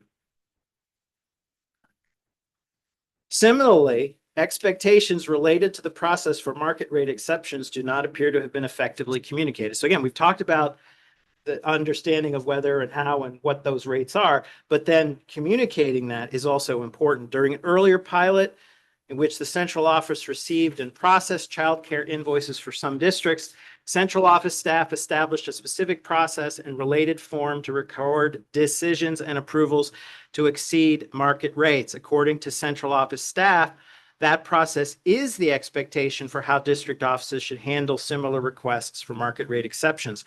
While some clerical workers reported to us following this process and using the form, others describe generally allowing market rate exceptions and not using the process or the form.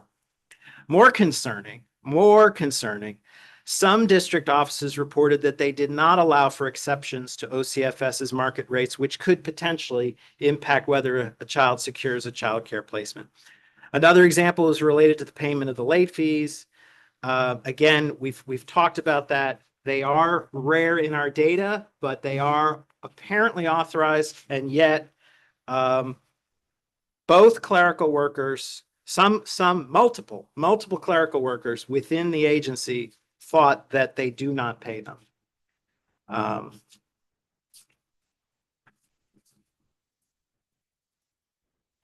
Signature requirements. This is detailed in the report, whether the invoice has to be signed. Just to move us along a little bit, communication with the child care provider. Again, this is all detailed in the report. I think we've generally given you that. I did want to highlight another interesting issue that Matt and the team came to understand.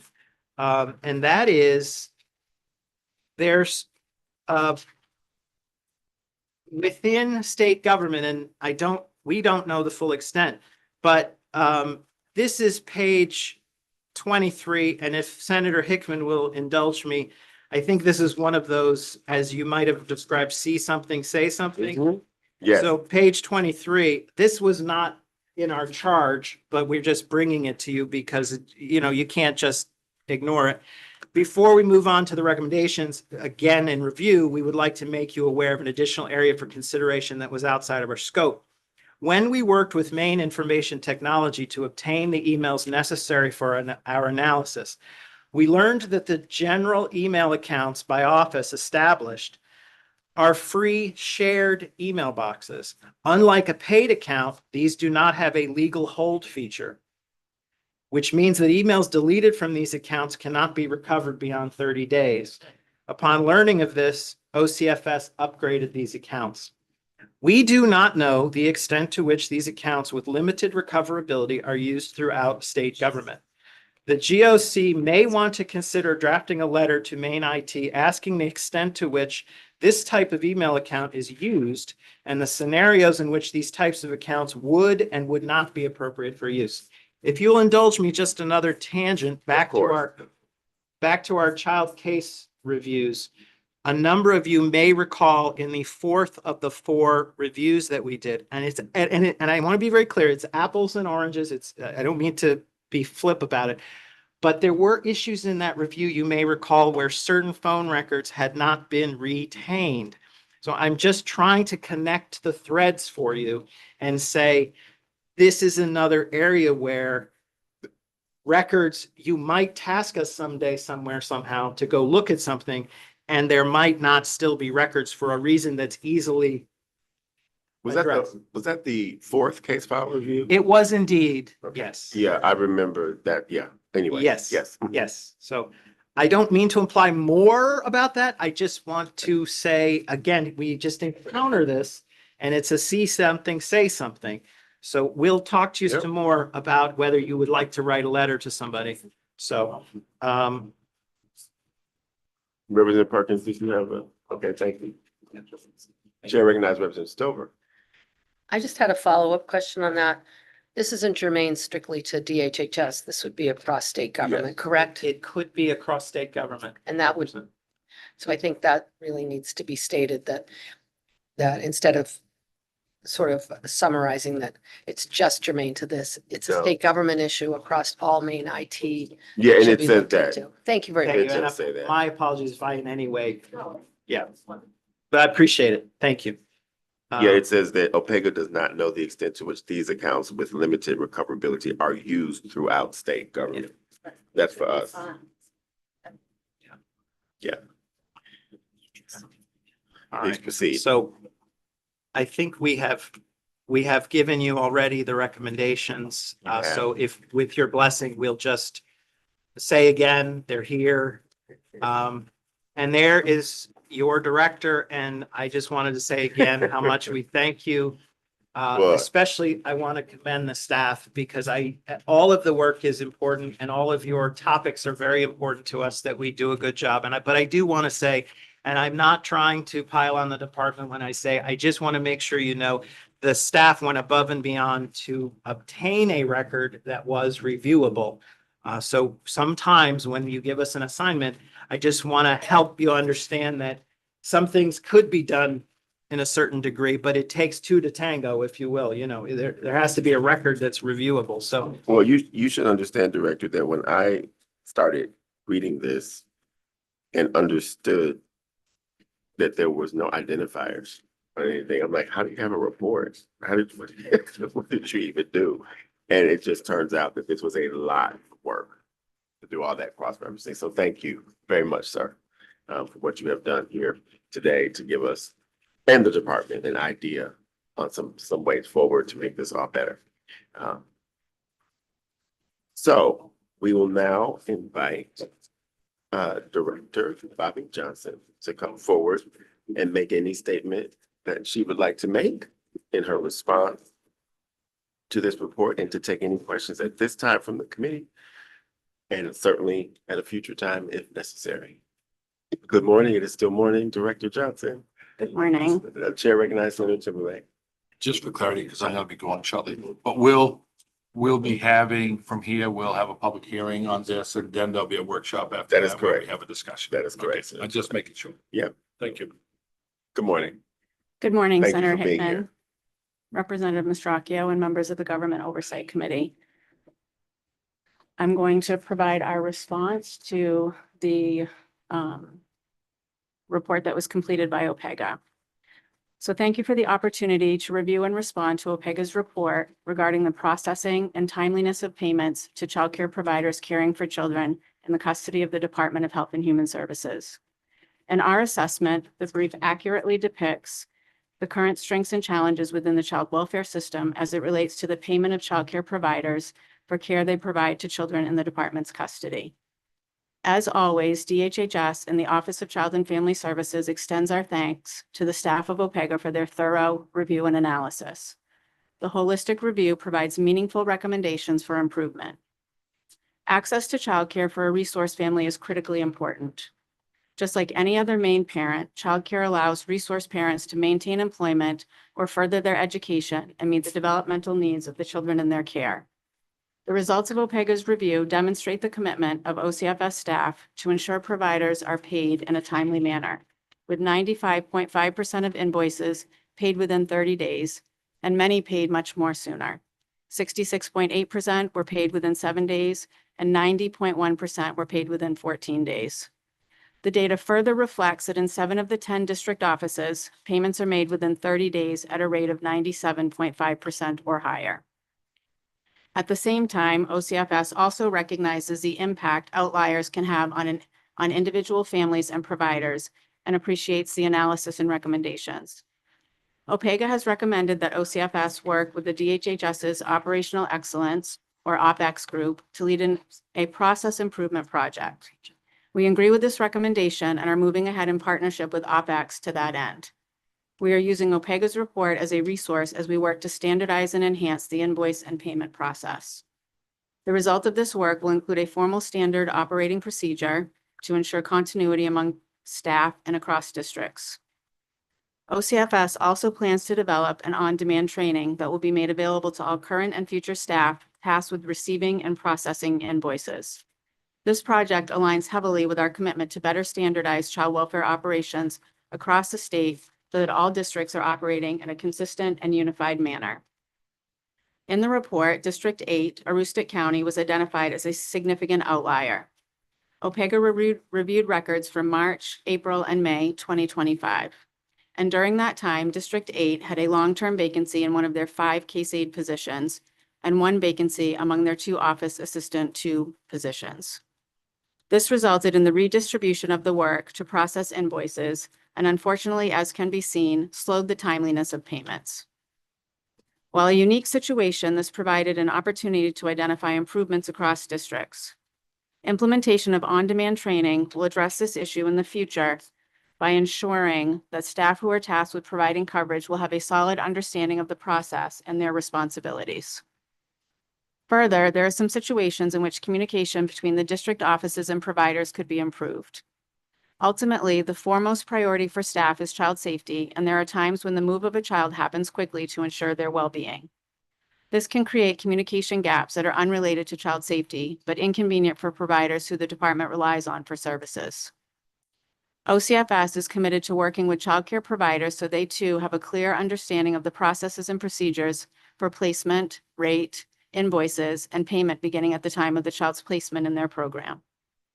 While OCFS previously, during a centralized payment pilot, provided a standardized invoice form, over time, districts have made changes and forms have become outdated.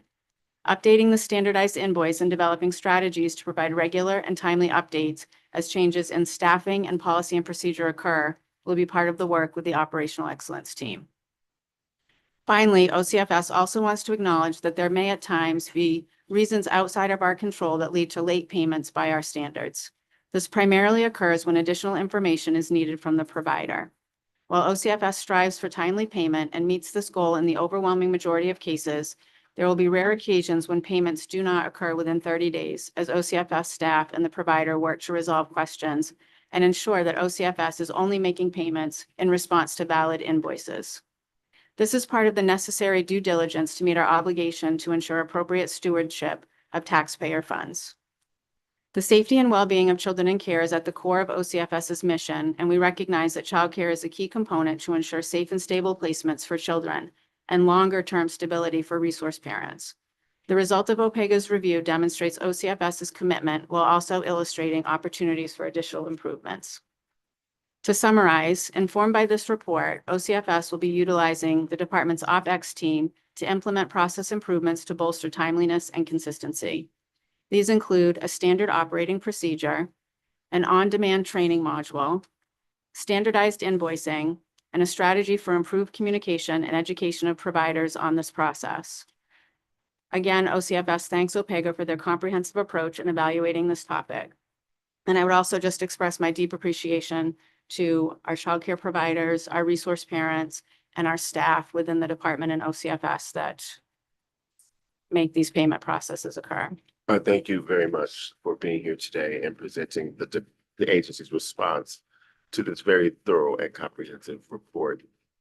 There were questions that were best left for you, and I'll ask members now if they would like to express those. The chair recognizes Representative Perkins. Thank you, Mr. Chairman. Thank you, Director, for being here and for your response. My question wasn't from anything that was provided in the briefing, but in your letter.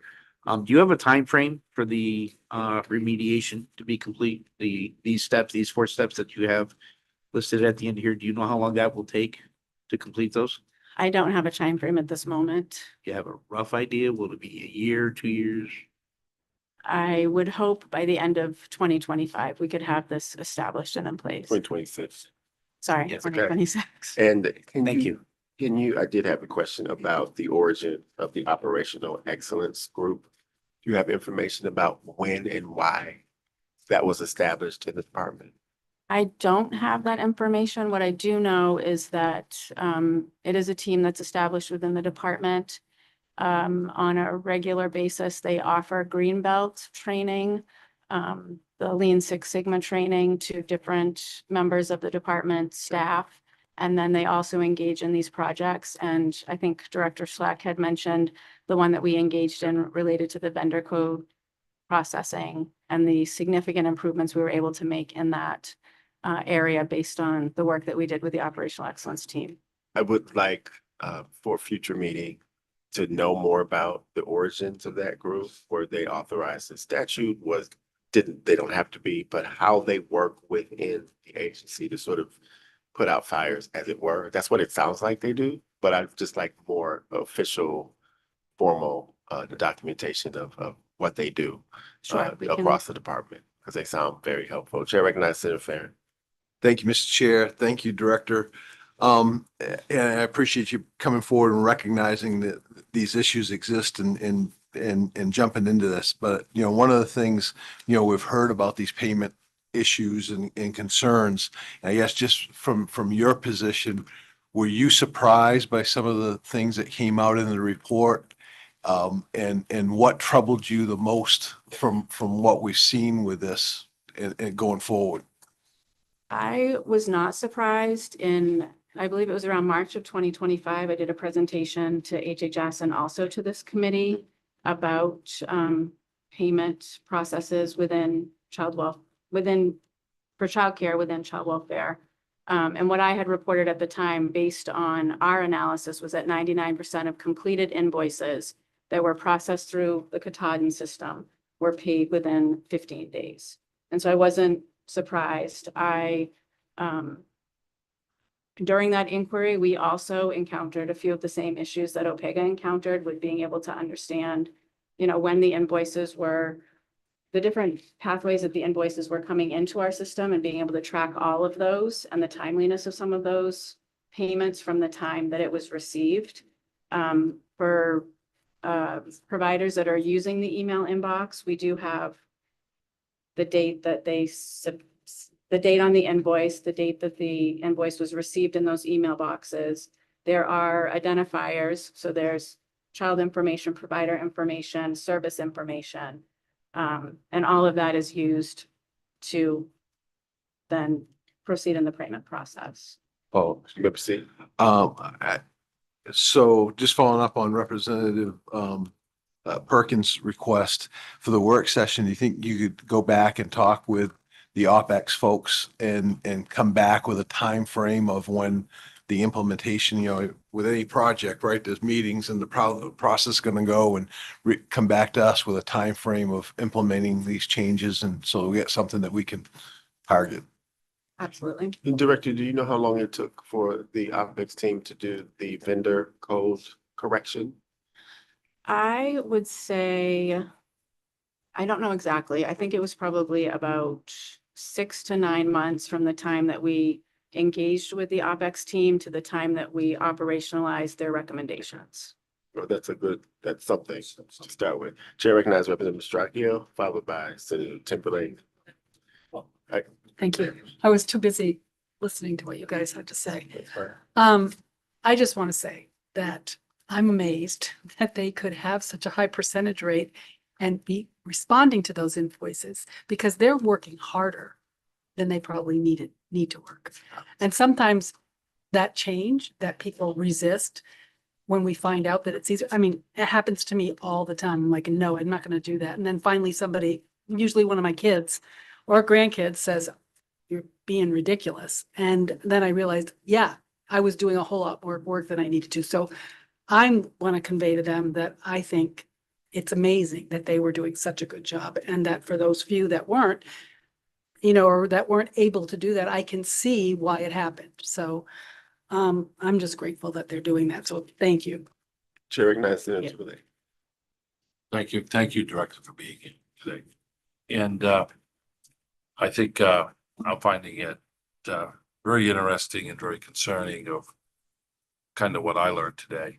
And I guess my question to you and in the department, either for the workshop, and I don't expect an answer today, is that along the lines of Senator Farren and Representative Perkins, is that it's very concerning to me that we got all these different types of invoices depending on where we send them in the state. I would hope that you would come back to us and say that you're gonna have one form. And I guess my question is, why wouldn't the department have one location that everything goes to and one group of people that are responsible for making sure that this happens, so that they're not chasing all over every district in the state? And, you know, as somebody who's played around and operating a couple businesses in their life, if I operated a business where every one of my departments within my business was in charge of billing and paying bills, I would probably have the same kind of rate that we have and get the complaints that I get from people, because I really need to know how long it's taking to reconcile, because I'm hearing all sorts of stories and they may all be just stories, okay? But I tend to find that when people call their state senator or their state representative, they're at the exasperation point. So I guess I would like to know, along with what's been asked, when we could implement this. I mean, to me, if you tell me it's gonna take me a year to do it, that's not, I don't know, I find that a long time, but that's me. So, but I would like a fine tuned timeline of where we're going and how we get there when we come back for our next hearing, and kind of answers to the communication was the one that really baffled me when Director Slack said, you know, communication sees is one of the big problems within your department, and that's something we've heard for a long time. So I'd like to know how, when you have your meetings, how you're going to rectify some of these problems with a plan. Thank you. So we did at one point have a central office childcare pilot that we had done, where we had centralized the processing of childcare invoices for the majority of the state. There was a part of the state, we had one person that was assigned to that, and that could be a recommendation that comes out of the work with OpEx. That is what came out of the work around the vendor code, was someone that was familiar with the process, that built some expertise around it. And so we now have two contracted staff in central office that are managing the vendor form processing. So, you know, I think that that's something that we can look at again and see if that is what is recommended. I also, Senator Timberlake, just wanted to, while Director Schleck was presenting, I got some information about the unpaid invoices, the question that you had asked earlier. So there were 78 unpaid invoices, and OPEGA had sent us the list on December 16th, 2025. We reviewed the list and then sent it to Business Services on January 2nd of 2026. At that time, they reviewed it and determined that all the invoices had been paid except one, and that one required a fix, and that happened the week of January 26, 2026. So all of those 78 have now been paid. Senator Timberlake. Thank you. You're welcome. Chair recognizes Senator Gary. Thank you, Mr. Chair. Thank you for being here. You said you, in 2025, you had done a report or had a meeting about some of these things. Were the inconsistencies across the state noted at that time? We Like didn't, the forms being different for different. we did areas? identify that the forms were not consistent across the state. We didn't do the level of deep dive that OPEGA did to identify all of the inconsistencies in practice across the state. So that's been helpful to help us learn the places where we need to standardize those practices. I find it a little bit concerning if you knew that last year and you're saying to get a new form, it may be this entire year, because we're in February. So if you say end of the year, that's almost another year using these forms. It seems pretty simple. If this was a business, you could write up a new form this afternoon and distribute it to all your branches. Yes, a couple things that I would say. One is that we also accept invoices from providers that they create based on their own forms. And so some of that was understanding the ability to work with our providers to have them all transition to the one form. So that would be used for DHHS purposes. Because providers have their own invoice forms that they use with families as well.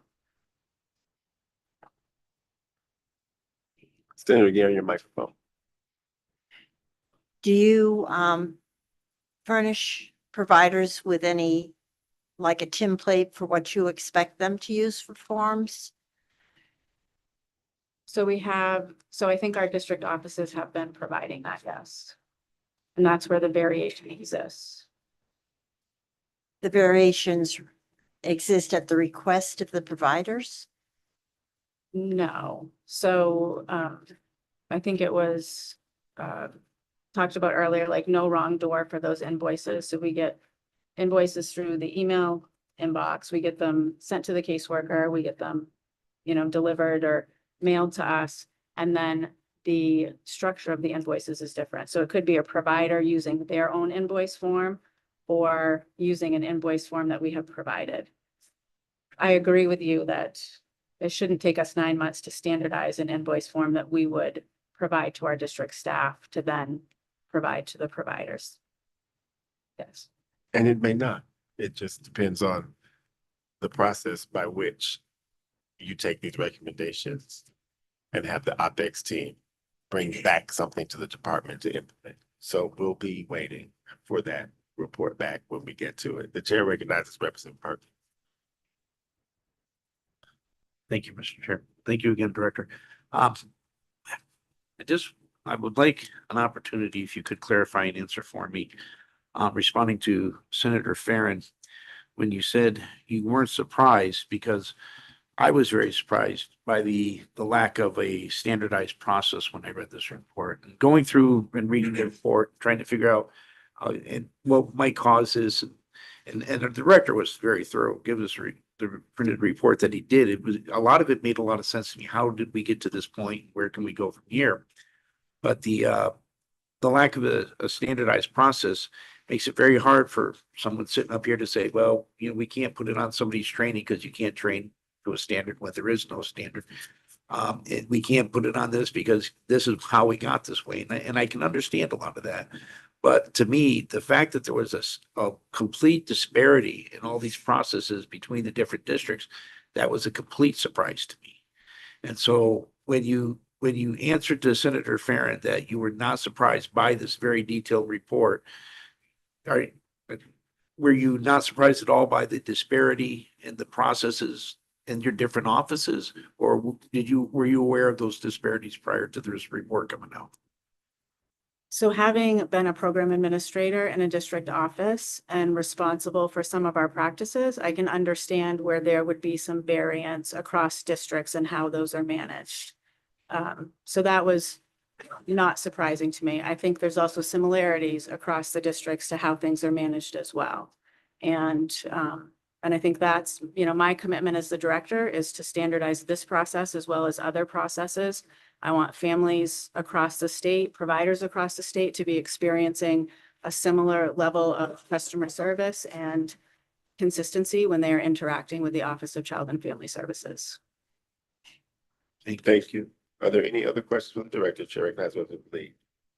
My apologies if this question has already been asked and answered and I was out of the room for it. I'm curious whether there's been some contemplation about centralizing the role of invoice receipt and billing in a central office rather than having it be the responsibility of separate districts, so that you have it universalized and a few employees actually dealing with it.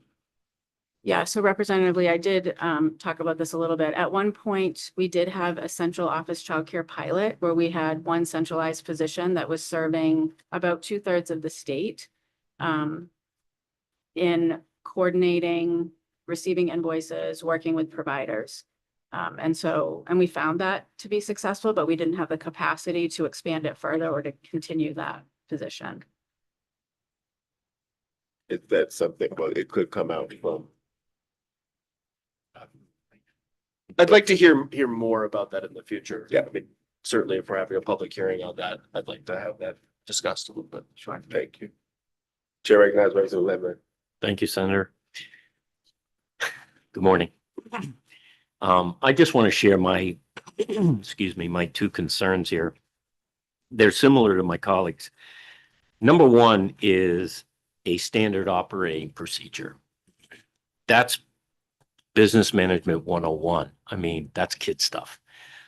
So my concern is, why is that not already in place? You should have one in place. And what concerns me is, as the director, why aren't you having monthly meetings with your districts, which I'm sure you're having meetings with them, but why aren't we having them monthly and reviewing the standard operating procedure that you should already have in place and tweaking it every single month to make your department better and better?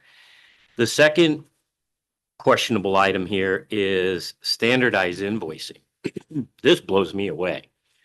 I don't know a company as big as your department that doesn't have standardized invoicing. To say that you accept invoices from businesses is concerning to me. To me, on your website, you should have, and you should communicate with every business you work with, that you must go online. You can download the standard invoice and present this to the department. Why this isn't already in place? I mean, this is business management 101. That's what's concerning to me, is this isn't already in place. And this isn't, you said, another thing that was concerning to me is you just said you worked in a district office as the manager of the district office. So you know what goes on there and you know the complications there. Now, as director, it just seems to me, and I'm not trying to pick on you, I'm just telling you my perspective, that you haven't made those changes. And that's what's concerning to me sitting back here, is if I were in your position and a district manager, and now I'm made director, the first thing I'm going to do is make all the changes that I can to correct the problems I saw as a district manager. And I would be having monthly meetings with my district saying, okay, what changes can we make? I don't need this OpEx people. I can do that myself. It's nice to have their input and go to them, because the more resources you use, the better your department's going to be. And I know that's what you want, is the best department you can have. So that's all my points are, is those two items right there are very concerning to me, because I don't understand why they're not already in place and being tweaked every month. Thank you. And did you have a direct question you wanted her to answer, or? No, sir, I just want to make those points, and maybe she Your can come microphone, back with your some- microphone, sir. Sorry, Senator. Maybe she could come back later in the work session with why these complications are there, even though they should have already been taken care of. That's all. Thank you. Director Johnson, you may respond or as you wish or not. Thank you. Respectfully, Representative Lemelin, despite these challenges, our staff have been performing and paying invoices timely at a very high percentage. And so I think that needs to be balanced when you're thinking about the challenges also within the system. Each district office has had their own processes for payments, and it is something that we're looking at and standardizing not just this, but lots of practices across our districts in order to ensure that our staff have the tools, the resources, the skills, the knowledge that they need to ensure the safety, permanency, and well-being of children. And this is, when I was in the district, we were processing payments. It was working. As issues came up, we addressed those on a case-by-case basis, which is what has happened over the last few years. As this committee and others have brought those to our attention, we've addressed those on a case-by-case basis. It is a very small percentage of all of the payments that we are processing. Thank you. Any other questions for the director? Chair recognizes Senator again. Thank you, Mr. Chair. On the question of the differing payments from where you are in the state, is that a set chart that you have? And do people get that if they request it, or is it automatic? I believe you're referring to the market rates that Yes. we pay. So that, that chart is available online on our website, and it is, so the rates that have been established, there is a survey that's done every 3 years of our childcare providers. And then there's an analysis that happens by the agency that we contract with to do the market rate analysis. In the last analysis that was completed, the rates were standardized for all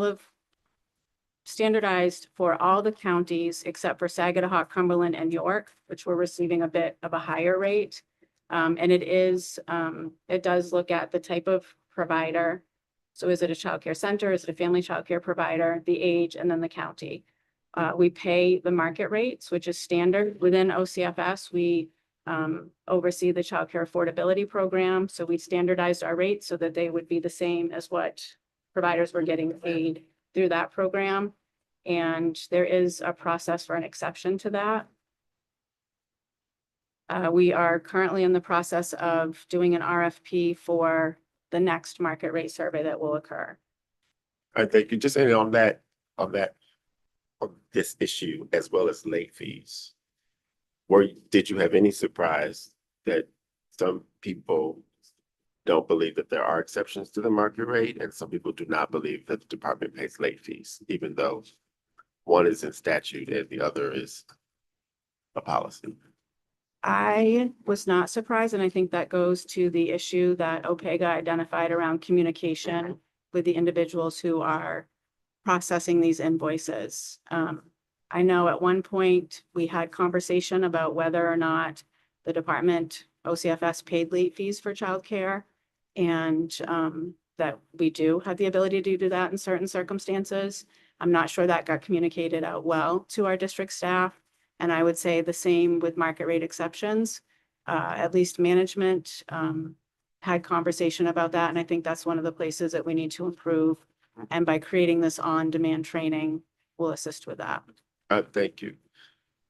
We have a few more agenda items, so I'm going to say for now, any other questions or concerns we may have, we'll discuss as we move through. We have a public hearing on this, and then we'll have a work session. But for now, I will say thank you very much for engaging with OPEGA in this particular evaluation, and that your department is willing to take the advice of OPEGA and improve your processes for increasing better invoice standards and procedures. So appreciate you being here Absolutely. today, Director. Thank you. And we appreciate the work of OPEGA. It is 11:45. The committee is going to take a break for lunch. We have three more agenda items that could engage some discussion. And so we will return and give everybody a nice Friday lunch at 12:25.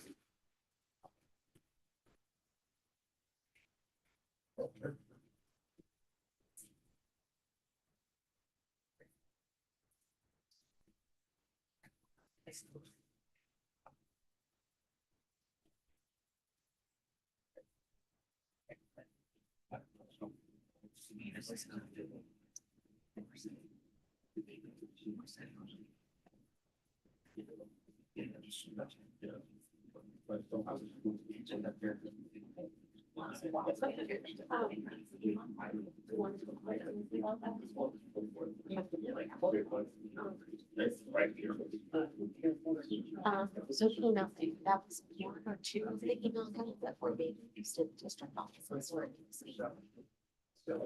One issue is the January 2024. Also headquarters of the established expectation. Each district office have an office. Yeah. And then notwithstanding, the charges elsewhere, which also stress. Kept on individual. Oh, so that you could have a direction could be found in the report.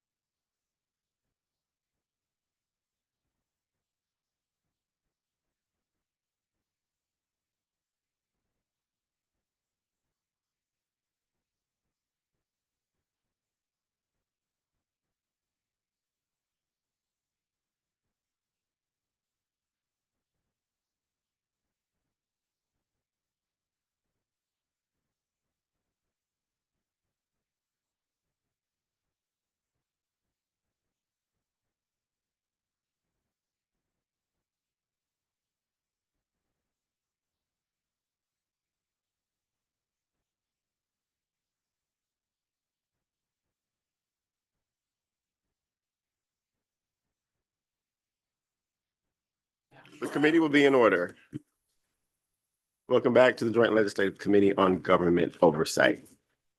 Next, we have with us again, Director-select to join us in the discussion as the committee further considers what, if anything, we may wish to do in response to the request from Senators Timberlake, Farron, and Garin, who requested an OPEGA review of a number of items, including aspects of state contracting and matters relating to main care program integrity. So let us begin with the director walking us through a prior report of the office on main care, after which I understand the director has a suggestion for possible main care scoping and would also like to share with us how this might fit with other already assigned work. The committee can then discuss all of that and also revisit or leave as is our prior vote recently to direct that OPEGA review 16 contracts flagged in the most recent single audit by the state auditor. So with all of that, as an introduction, Director, you may proceed when you are ready. Thank you very much, Senator Hickman, Representative Mastracchio, distinguished members. It is my pleasure again to be with you. I did want to just open up another document, if you'll bear with me. Yes, indeed. It turns out, and I cannot take credit for it, but I take credit for being part of an OPEGA process where there is some legacy of work that is done. And in 2009, it turns out, although it was focused on durable medical equipment, and I want to give you a reference point again. In tab 3, actually, for most of you, I think it's literally a bound with a greenish cover. So that's great. And I'm going to try to get open for you on the screen for those who are watching us. Just want to get that open just to put it up on the screen so people can see it for just a second at least.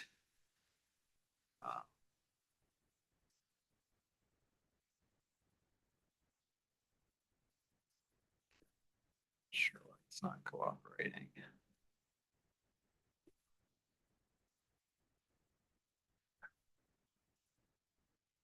Well, it's not cooperating with me at the moment, but I will refer to, and the members do have in front of them, a final report from July 2009, Main Care, Durable Medical Equipment and Medical Supplies, Measures to Control Costs Needs Strengthening.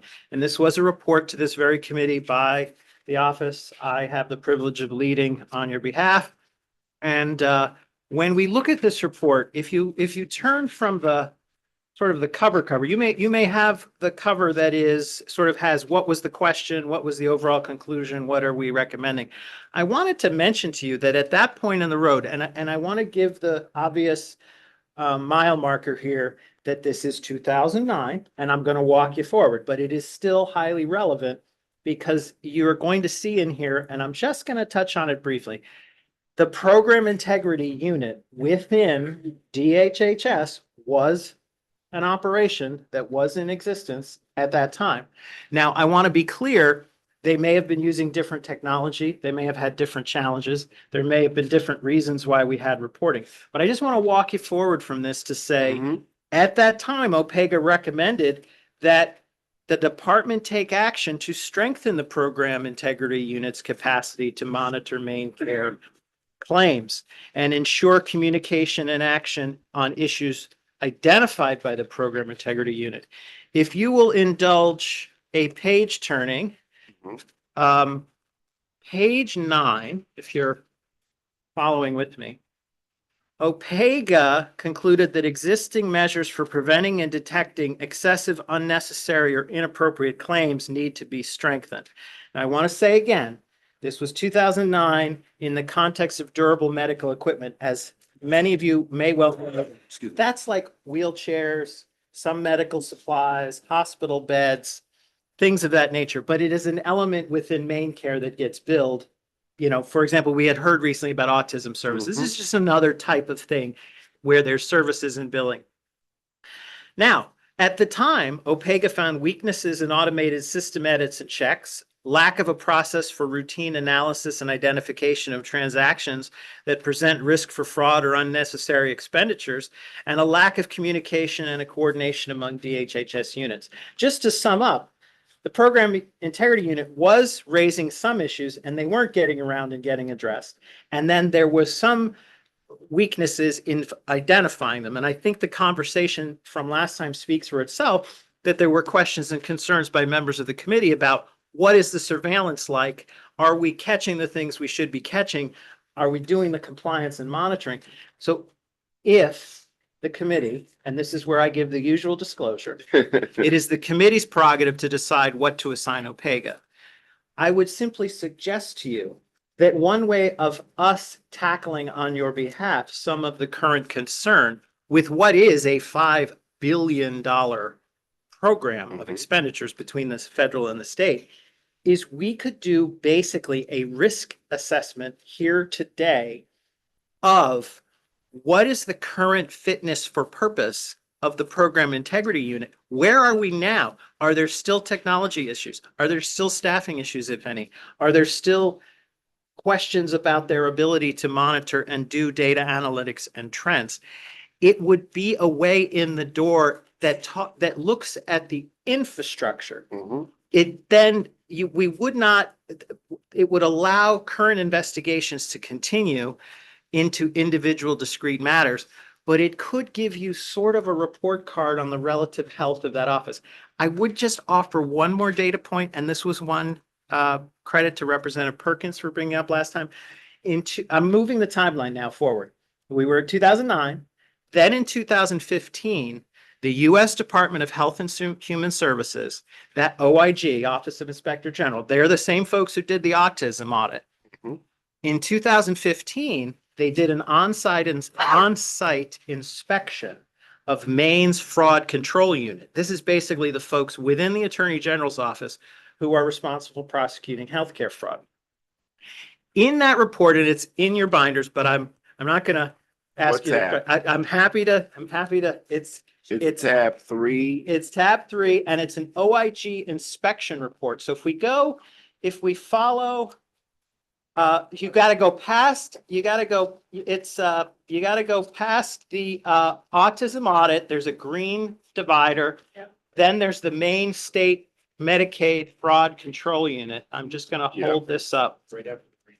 Thank you. So right after the green sheet. Right after the green sheet. Maine State Medicaid Fraud Control Unit. Thank you. 2015 on-site review. And for those listening at home, my apologies for not putting this up on the screen. It's a September 2015 report OEI 07-15-00140.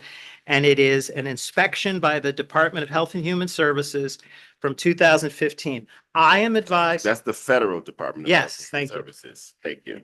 And I'm advised informally by a representative within the Attorney General's office that is the most recent time that this office had an on-site inspection. So, just very quickly, if we turn to page 8, and forgive me, Representative, I believe you raised this last time, but the chair recognizes Representative Farron. Thank you. And Director, I just want to, in that report, before we move on to that report. Yeah. On page 22 of that report. Which one? Okay, we are still talking about the same report. September 2015. Yes, the one that we So, are. right? Yeah. If you turn to page 22 of that report, from the Attorney General's office, there are 4 recommendations. Right. In there that the unit concurs with all 4 of those. So I just, as we're planning the way forward, be curious as to if those really took place and if there's been a change. So I just. Thank you, Senator. And if I may, the bonus piece of this is actually an intriguing thing that you might not have caught relative to the program integrity unit. If one were reading about the fraud control unit, there's a little bit right in the end, and I just happened to catch it, and I think Representative Perkins caught it too. On page 8, if everyone's on page 8 of this report, Senator, thank you. It says other observation. Now, I want to be clear, 2015, this is inspecting the Attorney General's office, but then saying, oh, by the way, with regard to the program integrity unit, of the 532 fraud referrals received by the unit during the 3-year review period, only 8 of those referrals came from the state Medicaid agency's program integrity unit. These referrals included 3 fraud referrals in FY12, 5 in FY13, and none in FY 2014. Typically, this is the sentence I just wanted to highlight. Typically, referrals from the PI unit are an essential component of a unit's ability to effectively investigate and prosecute main provider fraud. Now, you see there the director. Medicaid provider. Medicaid, forgive me, That's Senator. okay. I just want, if people are listening, I Yes, just want them thank to you very know. much. Precision is so Mhm. important.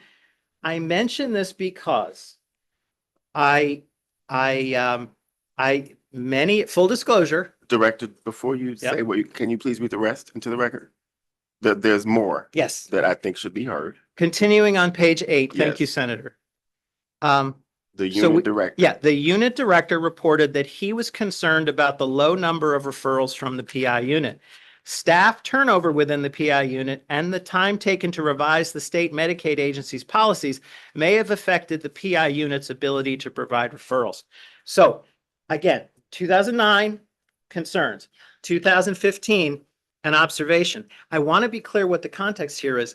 The federal OIG is in a position to inspect and does all of the states. And so Correct. when they are saying, it's not just a random comment to say, we would expect to see, because they have a basis for saying that, if you don't mind my putting it in those terms. And so, yes, I'm happy to defer. Thank you, Director. Chair recognizes Representative Perkins. Thank you, Mr. Chairman. And thank you, Director, for bringing up that last point, because it's actually why I asked the question the last time was when the gentleman was up there, what's your turnover rate currently? So I think that is an important thing that we noted in this report. But going back to the 2009 report. Yeah. In the 2009 report, and I don't remember exactly where it is, but I think it's mentioned in that report that when they did that review, there had not been a program utilization review process in place for 15 years, I think it was, or 14 years prior to this. Do we know, based on this report, was that ever instituted? Thank you, Representative. There are definitely issues there about what the history and the conditions had been for many, many years, just as you said. Then the question was, the technology was not good and there were problems with technology. And then there was going to be another new system, as we often hear about. I realize it's been a minute, as the kids would say, since we've been there. But if you just were looking at a timeline of 09, 15, there's just a few little points along the road where is the program integrity unit to this day fit for purpose? Correct. And so what I'm suggesting to you, OPEGA is not going to be able to do a forensic audit of $5 billion of claims for you, but we can very well look at the infrastructure and say, where's your staffing? Where's your analytics? What's the technology doing right now? What's your referral rate? What are your challenges? And report that back with relative ease, relative, Well, famous. based on what you gave us today. Famous last words, but what I'm saying is, it doesn't answer every question, but it gives you a high level overview of here's what's blinking red, here's what's still blinking red, here's what they've addressed. Yes, I'm gonna go to my left in order. Representative Stracchio, followed by Representative Perkins, followed by Representative Lemon. Those are the Thank you, chairs I Mr. saw. Chair. Director, can you just tell me if you can do that, though, within the context of these three, we're in the present Yes. 2015 and 2009, because what I'm interested in is that what I'm happy to see that would cover 3 different administrations. And that's what I would like to see, that if it's, I'd just like to see where we are. And I understand, I'll be honest, I've been involved in local government. I Right. can remember main care issues as a Right. provider when they tried a new billing system and that messed everything. I have a lot of history around some of these issues. Yep. And I would just love to see Yes. how things were, because honestly, I wasn't in state government then, so I don't know what was going Very on good. here, but I was in local government. And thank you so much for the question, Representative.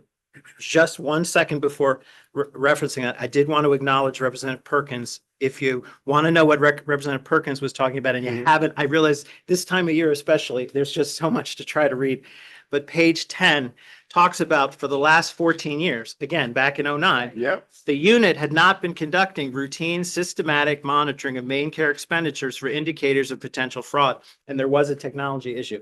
It's a benchmark. It's a point in the road that you could go back and follow up on. And I think the representative has been the chair in the past and is aware that there've been times, if you don't mind my saying, where this committee has gone and done a follow-up or looked at, or taken two reports from the past at sort of just on purpose to say, let's do a little follow-up or something. We used to do that routinely. Yes. I don't ever remember not doing that. Yeah. And it wasn't that there wasn't a lot of other work to Right. do, but they would definitely say, okay, the Right. director at the time was, I think, Beth Ashcroft. Right. And she had been the director since the inception of the GOC and Sure. OPEGA. And and it was really helpful. Yep. Because what we found is the things just keep coming around. Right. In other words, they're not acted upon. Right. Well, Necessarily. within the context of how things have changed so rapidly, though, over the last 25 years, technology-wise, Yes. what we could see was that government Slow.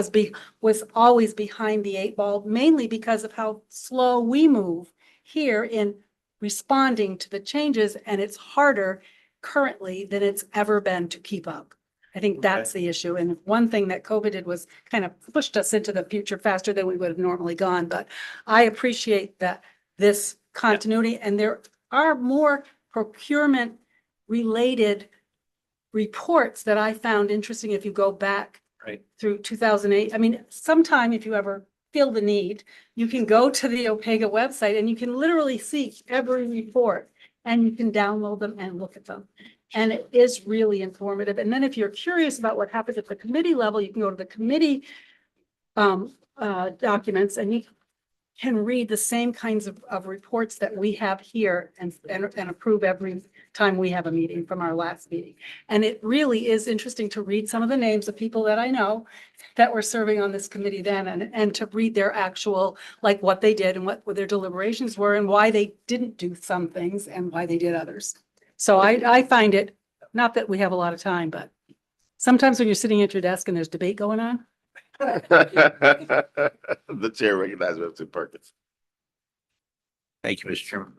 I appreciate the director's comments on technology, but from my standpoint, technology always changes. And Representative Snarko was right. We are always in government going to be a little bit behind because of the way that we approve and procure things. And I understand that.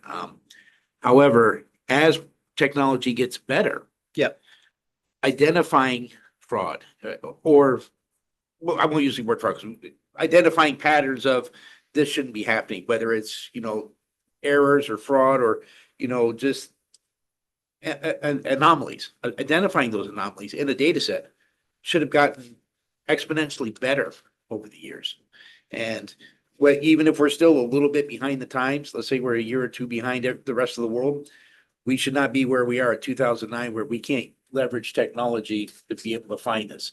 And so to me, I'm very concerned that we are still having this inability to detect these problems, and that I don't believe that the integrity unit is able to do their job. I don't think it's a willingness issue. I don't believe in my military mind that they're not willing to do that job.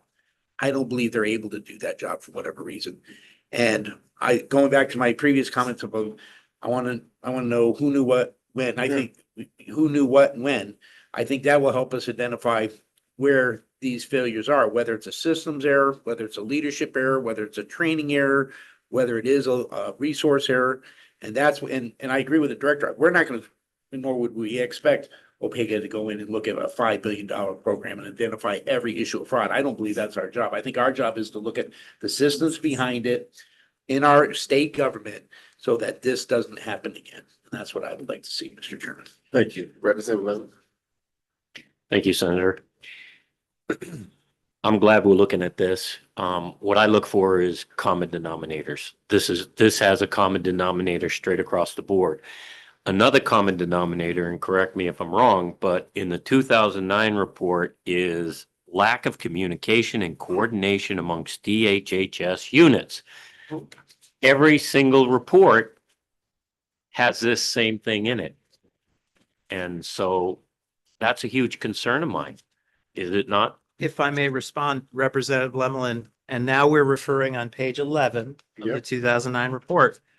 Opega at that time, and for anyone just tuning in, I want to make sure we're talking about 2009. We are. Opega found that the Program Integrity Unit has in the past identified control and policy issues that are root causes for overpayments on DME. Again, this was the focus, durable medical equipment, but no action had been taken to address them. So again, the theme of expectations, identified issues, a known, and what is being done about it and when is a theme. So when you say common denominator, Representative, that speaks for itself. Yes, it does. And we just heard that again today. We heard it again. And I think that that's probably why there was a push just right after the report that I still think was exquisite in so many ways, because I don't know how you did it. What's your action plan? What's your time frame for implementing these recommendations? Because what we see is, and I'll say here, I'll just, as a side note, we'll have to find an opportunity to review the work that this committee did on Child Protective Services and our own report, because there's some things in there that we haven't followed up on as a committee yet either. And so following up on the work we do and getting the agencies to follow up on the recommendations that are made by OPEGA is something that this committee, and I'll take responsibility for, it has to be more vigilant around, because we find ourselves being asked to review the same things with different players, but we haven't actually figured out what needs to be done based upon the reports and the case file reviews and all the other things that we've already done. So I'll stop there. Director, did you want to add any more to Yes, this part of the conversation? I now want to answer Representative Mastracchio's for the benefit of all of the committee, which is her question, which is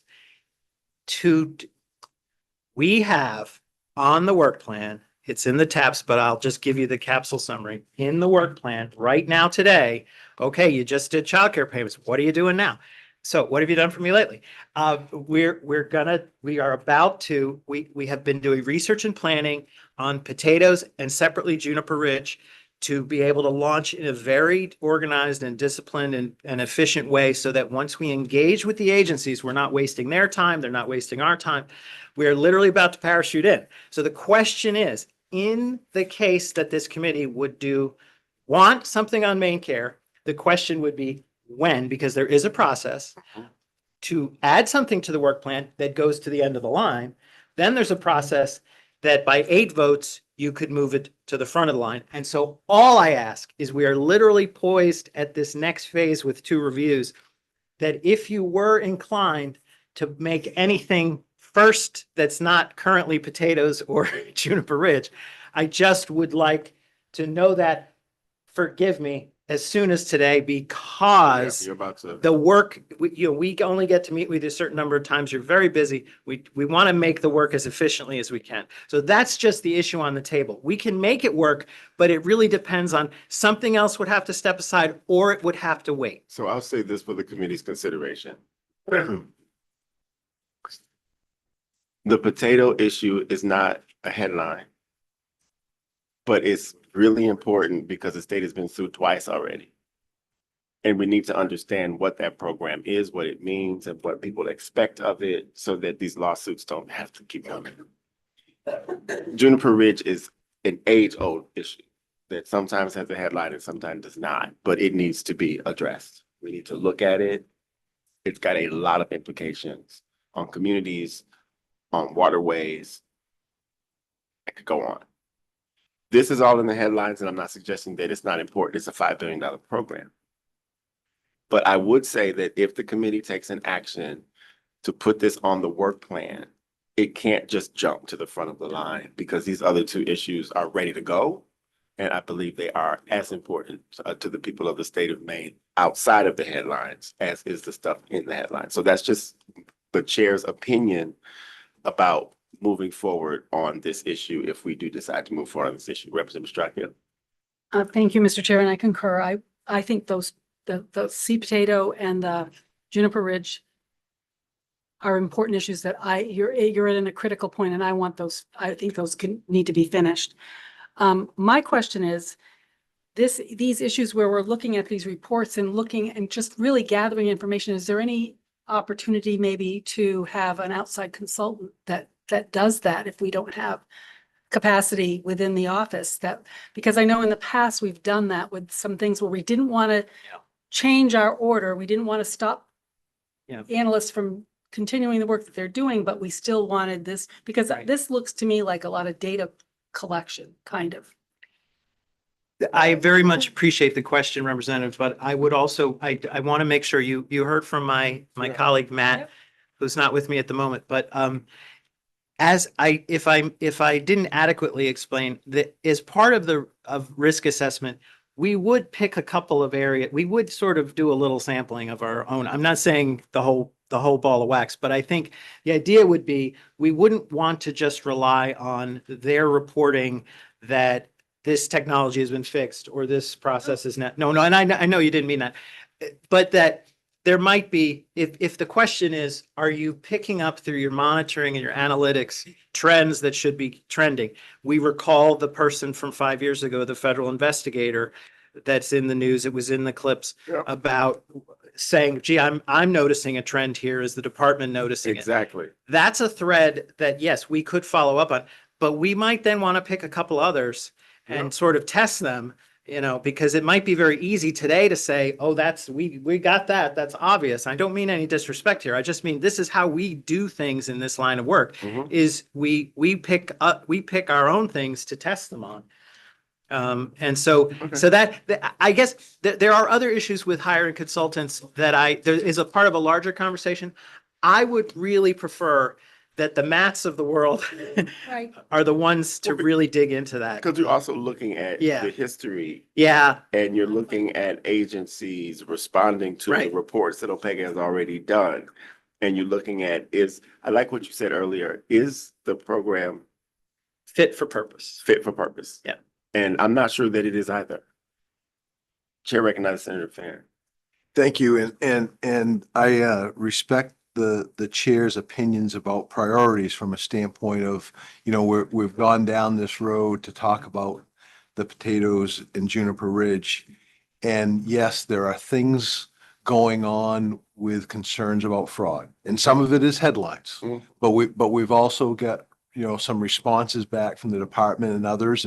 And I have concerns that if there's not some oversight by this committee, that the $48 million in the autism piece and others, that there are implications to the taxpayers of the state of Maine, and that this committee has some responsibility to be government oversight of that process, and that it's not just a one-sided response back and forth. And so how we weigh that is the committee discussion. Senator Farron, and thank you for that. I was also, as I was thinking about the work that this committee has done on the very complex matter of child protection, we have the ability to ask questions ourselves of people in the program integrity unit about this, that don't necessarily involve anything that OPEGA is doing at this time. So we can still have public conversations about, how come you didn't do anything about this? How come you haven't done anything about this? And get those responses in the public record in front of us so we can decide when we do direct OPEGA what to do, or when we direct them today to do something. When they get to it, we've already laid some of the groundwork for that conversation because their analysts will be busy doing something else. So we can work together. We can do more than, we can walk and chew gum at the same time. We don't have to just sit as a committee and wait for a report. We can do our own quote unquote investigation by bringing people in front of us and asking questions. Okay. Chair recognizes Senator Gary. Thank you, Mr. Chair. If we did go ahead with the potatoes and the Juniper Ridge, how long is that going to take? So that we'd be putting it off, this new one, till what point? Thank you, Senator. If I may say, and everything is always, what I think is the work will be required. That example from this morning, if I may. But I would say to the senator, thank you for the question. And it would be if potatoes and Juniper Ridge could move ahead, I want to get those to you by the end of this, before you're done as a legislature here, if at all possible. Again, And it's you not. mean before we adjourn in April? Yeah, Or before this no, I committee meant, ends I'm its- sorry. I'm sorry, I meant before this committee because- ends its work, yes. Because this Yeah, committee November. meets year round. I Correct. meant by the end of this year. There for next. At least one of them, if not both of them. Correct. And again, I want to try to scale them in a way that we can do that. And the potato one, the questions are so crucial. Famous last words. They are pretty straightforward in their questioning that we just have this sense based on our experience that we can get through that.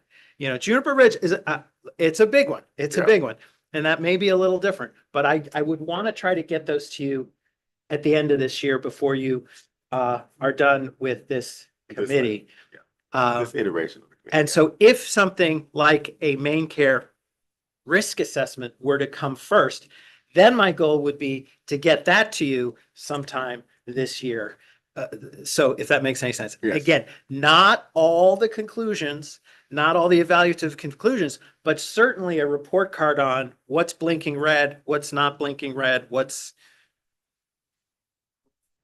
Understood. Chair recognizes Representative Stover.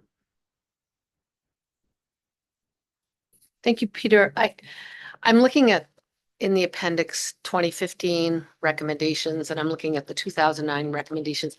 Would you envision sort of using those as the benchmarks? I don't have a better word for it, a benchmark on which to hold the current review against, like what happened in 09 and 15, and here we are 10 years later. Which of these things was ever considered, and then where are we at now?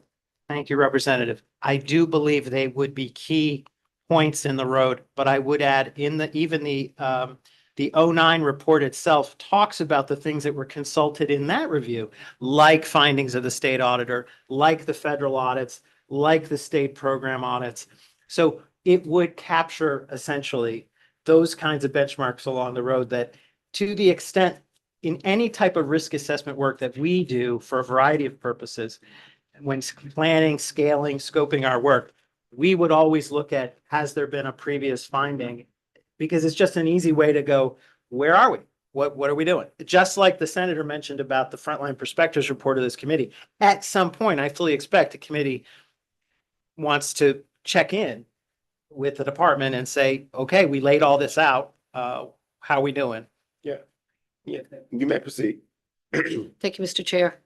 And then the other is following up on Representative Perkins' comments, looking at the program, the functionality and operations of the program integrity unit and how they're doing would be part of that as well. Yes, because they have come up in the 09 report and they came up in this inspection where it wasn't even about them, but then it caused the experts to say, oh, by the way, we would have been expecting more. So is what's going on? And then the director himself or herself said, yeah, there are some issues here. So again, it just might be, hey, how are we doing now? Right, and go ahead. Representative. And then just one last follow-up. Yeah. And this is really to the chairs and to you, Peter, how we, that nexus point, how we interact with the committee of jurisdiction. And I would leave it to the chairs to talk to Chairs Meyer and Ingerson about, so that they're fully informed and. Oh, yeah, all committees and Thank you. jurisdiction are informed of our oversight Thank you. responsibilities here. Thank you, Representative Stover. Chair recognizes Representative Perkins. Thank you, Mr. Chairman. So I have I guess a comment and a question. My one comment is in deciding how we proceed with this work plan is understanding now that CMS has issued the state a mandate, and we could possibly lose some federal funding based on what they find. And I know they just pulled some federal funding from Minnesota.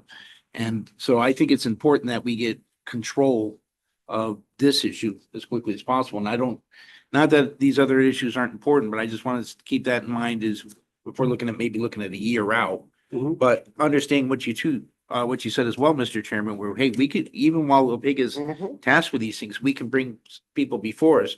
If at some point, Director, we come to a point after interviewing these people and deciding on our own investigation that, oh, wait a second, this actually, we now decided this has to take priority. Is that going to put you back in your other work, or can you take a break point and we just shift our focus? It can always be accommodated, Representative. It's just that when you get really rolling with the agency, there are just some practical issues about the daily interaction, and that sometimes you're taking the measure of things in the here and now that you'd have to do over again. So there's just those kinds of issues. It's not impossible. I'm not saying this forever, hold your peace. I'm just saying that, yes, of course, the committee, its prerogative could be to reconsider down the road. It's just that I would like to understand today, if I may, can we just get those other ones done until further notice? And may I also remind the committee that we voted to direct OPEGA to review 16 contracts. Yes. Because contracting and procurement are also really big issues that can also lead to, non-compliance and the F word, as it were. And so where director is that in the work plan? Thank you, Senator. Order. It is currently subject to any other items that might be voted on today and their relative priority. I'm looking at the good Senator Farron, because I know there's another thing coming down the road here. But subject to everything that's on the list now, at least in terms of what we have, that 16 procurements is at the end of the list. Okay. So now I mentioned, if you don't mind, since we're just touching on it a little bit, I know there is one aspect. I've consulted with the state controller, and I'm sure he'd be happy to come talk to you further. But he was around for the birth of the Single Audit Act. I may have been around for it, but I don't claim to be the expert. I think he's pretty much an expert on the Single Audit Act. But my understanding from him, I had an understanding, and he's bucked me up that I'm on the right track, is there is a process where when Auditor Dunlap's findings were reported, then the agency's on the hook at a specific time, and I think it was March of 2025. Both of them report together to the feds. There's something called a cognizant audit agency. And lo and behold, in this particular case of Maine, you can guess what it is, because the standard by which you pick it is who is giving them who gives us the most money of any agency of the federal government. You can guess it's US DHHS. So the HHS OIG, unless I'm completely missed a point, is the cognizant audit agency. A report has been submitted to them. There is a timeline then that is still pending for them to issue a decision on behalf of the federal government, kind of sort of sorting out who's right and who's wrong about, because you've heard disagreements about the issue. I am not here to claim there will be a perfect, comprehensive, they may think some of it is beneath their brief, but at the same time, I just want to make sure you know that at any point they could come down with something where they say, we think this is an issue, we think the auditor had a point, or we think that something else. So that's out there that I'm going to keep watching for. Okay. There's a lot of different. There's pieces. Internal reviews and audits from different levels of jurisdictional in government. And we want to make sure as a committee, as we deliberate all this, that we're using the resources that we have between ourselves and the office to, if there's overlap, fine, but we can also say, let's wait and see, because this is being reviewed. So that's all. These are all the things that we must consider. The chair recognizes Representative Strachan. Thank you, Mr. Chair. So I just want to put in a plug for finishing Potato and the Juniper Ridge, because the next legislature needs to have that information. We're gonna have a big transition come, what is it, 2027. It's not going to be, I mean, we don't know what's going to be there, but I just think that this issue, even if we start it, I'm not saying that we shouldn't do some more work around this. So maybe the people coming in will understand where the concerns are, and the next committee that's here will know that. But I just think we have to finish some things and not start something and push it ahead that isn't even probably going to be done by the time we're done here. That's my concern. So I just want to say we've got a lot of work in process. I'm not going to vote to jump this ahead. I'm going to just say that right up ahead. And it needs a 2/3 vote. So it's not it's not as simple as that, and I'm glad we're having the discussion, but just think about the work that's gonna happen between now and the end of this year, and then what things are gonna look back come December 6th when swearing in is, and then we find, and nothing will start here. Remember when we started in January? You have your first new meeting with a new committee. You know, it's just gonna be a different place, and no one knows where everything's gonna be. And I totally think this needs to be looked at. I am all for going back to reports, putting them together. And I think it would be totally appropriate with a new administration coming in to know that that's and something that they need to look at. So that's my plug. And I think it's, just to follow up on that, voting today to direct the agency to do a risk assessment is fine. I would support that motion.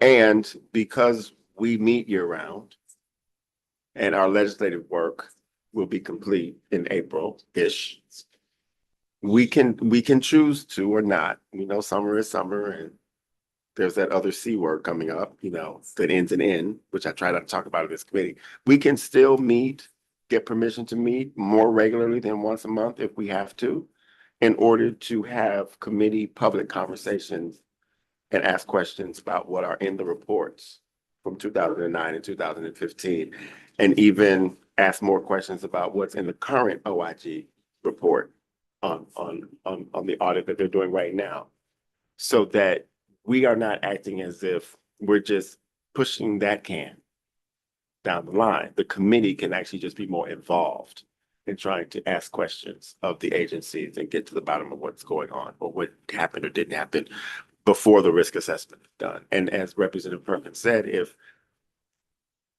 a decision comes to us from some other entity, or if we see something that makes us reconsider, that we've got to like put potatoes aside and move this up, or put Juniper Ridge aside and move this up, then we can do that then. But I just think we need to finish what we've started so far because our resources are limited. That's my opinion. But what is the will of the committee on any or all of this? Chair recognizes Senator Farren. Mr. Chair, based upon what you just kind of laid out there and listening to everybody's, I'd like for the committee to make a motion for for OPEGA to do the risk assessment, stay on track with the Potato and Juniper Ridge, and monitor the ongoing dialogue that's happening with the federal government as well as the investigations, so that and encourage the members to do our own research so that we can call in some of those agencies from the 2009 and 2015 report and form our own questions to kind of do our walk and chew gum at the same time, juggling all of the things. But the first step would be to direct OPEGA for the risk assessment piece. Chair recognizes Representative Strachey. Can you explain what you mean by that? Because are you saying that you want that to jump ahead of the others?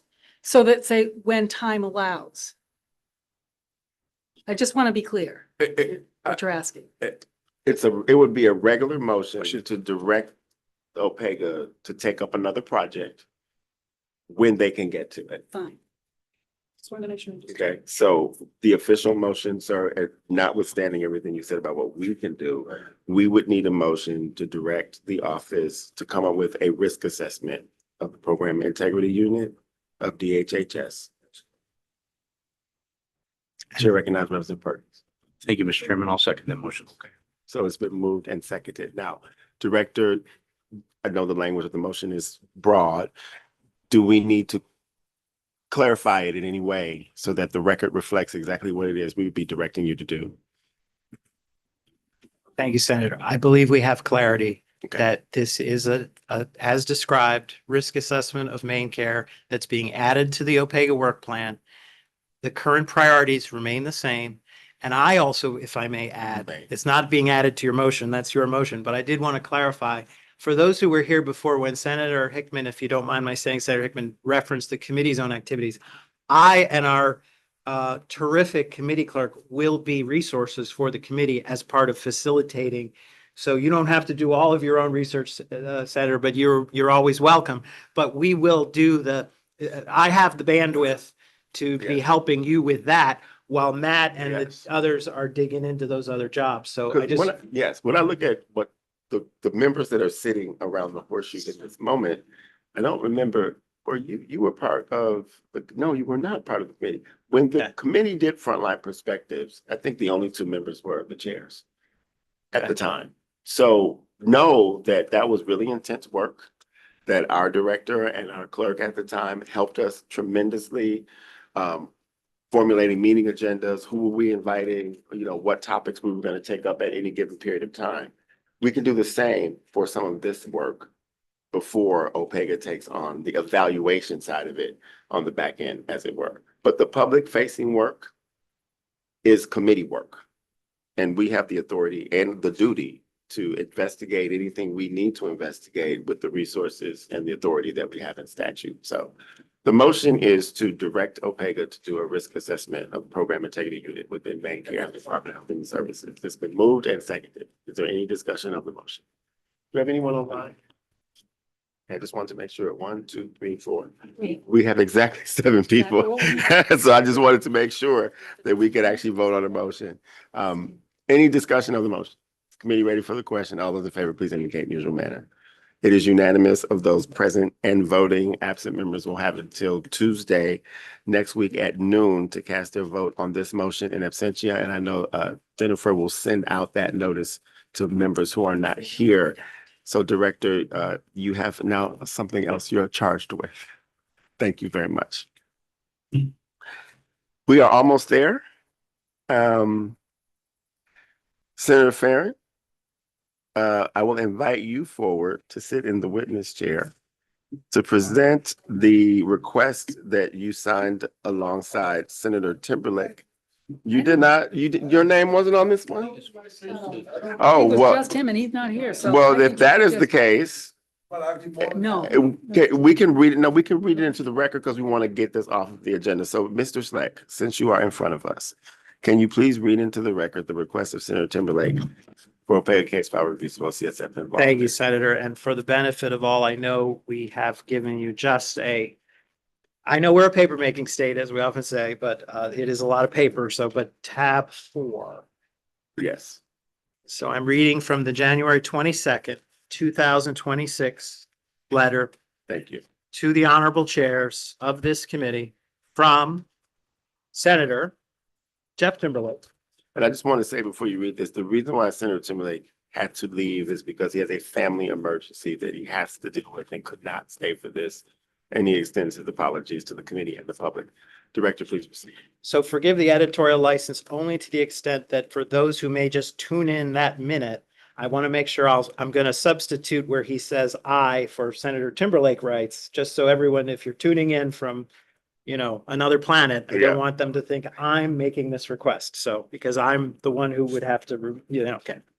So Senator Timberlake writes today to formally request an expansion of a previously approved investigation into the Department of Health and Human Services involvement in the deaths of Christopher and Ty Honeywell, both of whom were killed in Chelsea by a juvenile in the custody of the department's Office of Child and Family Services Division.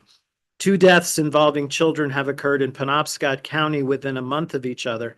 The first, which is detailed in the accompanying letter to DHHS Commissioner Sarah Gagne Holmes, dated December 31, 2025, involved the family of Eleanor Ray McLaughlin, the 1-year-old girl who died in Milford the previous weekend. According to media sources, the child's mother, Erica Dupuy, has been seeking answers regarding her daughter's death from DHHS.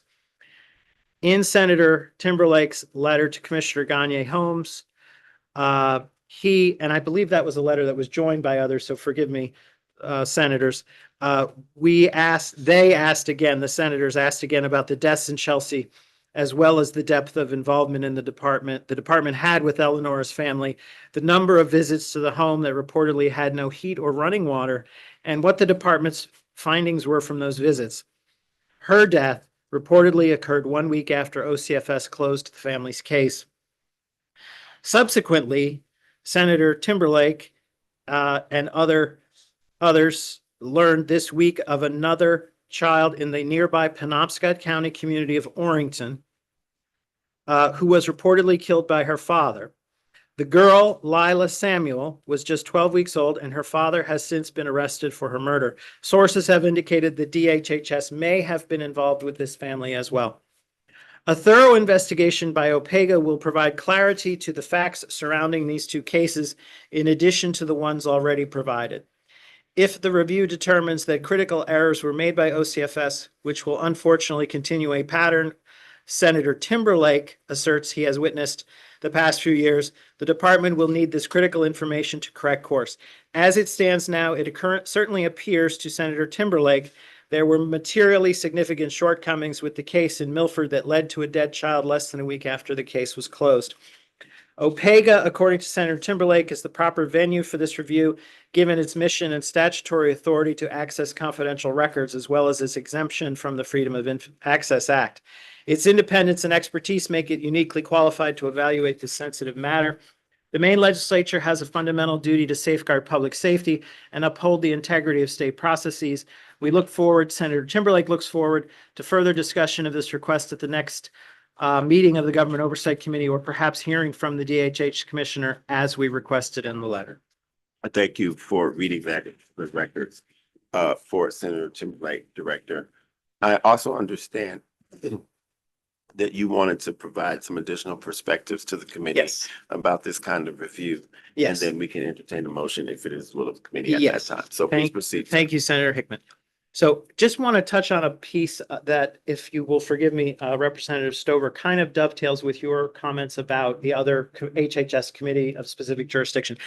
For those who joined this committee in midstream this year, I know you were here before, but for Senator Garen's benefit and for your benefit, if you don't mind me addressing you directly, I just wanted to make sure before you consider all this that you are aware that there was a letter.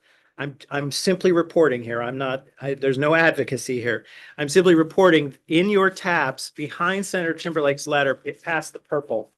There is a letter from February 20th, 2025, in which the chairs of HHS do reflect on the work they're doing in child protection. They express their appreciation for the committee's work here and OPEGA's work on the child deaths that were done, reviews. And then at the end, you can interpret it as you see fit. If the chair will permit me, I'm just going to read that last. Under the statute, the Government Oversight Committee has wide-ranging oversight of program evaluation across agencies and departments within state government, along with local government and quasi-agencies. We believe that, as in the chairs of HHS, going forward, we are best positioned to take the lead on legislative oversight of the child welfare system. I just wanted to make sure everyone had that. It's not for me to say about that, but I just wanted to make sure that was there. Now, if you will permit me to just add a couple logistical things. The issue remains, I just want to be defining of expectations, and none of what I'm saying either is intended to dissuade you or persuade you from this task. It's simply that there is a provision of Title 22 regarding child protection that when a parent or other person is charged at some point with the death of the child at issue, and we're talking about two different children from two different families, if or when, now my understanding is in the Orrington case, the father has been charged. So that bridge has been crossed. It is not yet clear to me that there's been a charge in the Milford case. That is not to say there wouldn't be, that the autopsy, as I understand it, was pending as of the end of the year. The only reason I bring on this up is if no one is ever charged for the death, if somehow the investigation does not lead to charges, there are practical limits on how much under current law OPEGA can report publicly, because under current law, all of our reporting is public. And so as we have discussed in various ways previously, it's just a matter of defining expectations. For those of you who remember the very, very, very severe and tragic cases of Marissa Kennedy and Kendall Chick, that was a watershed for this committee historically. Forgive me, Representative Mastraka, if you were here for that. But at that time, there was a strong desire for the committee to look into it immediately. But then, and I'm not criticizing, I'm just saying, as a practical matter, then OPEGA came back to you with a report that was we can't really tell you much. And it was not satisfactory, if I may say so, to many. We got a little more satisfaction out of in the 4 that were done in recent history, that because there were prosecutions, that provision allowed outside the ordinary course. Because ordinarily, it's very confidential. But under that special process, if a parent is actually charged in the death, that's going to give us a roadmap to a pathway to more public reporting that will be more something this committee can deal with better, assuming law is still as it is. I just mention it because as a practical matter, it is the Attorney General's expectation and the department's expectation that they be able to resolve the criminal matter, if any, and any pending in at least, I believe in one of the 2 cases currently being discussed, there are other children who are now in the process of the child welfare system.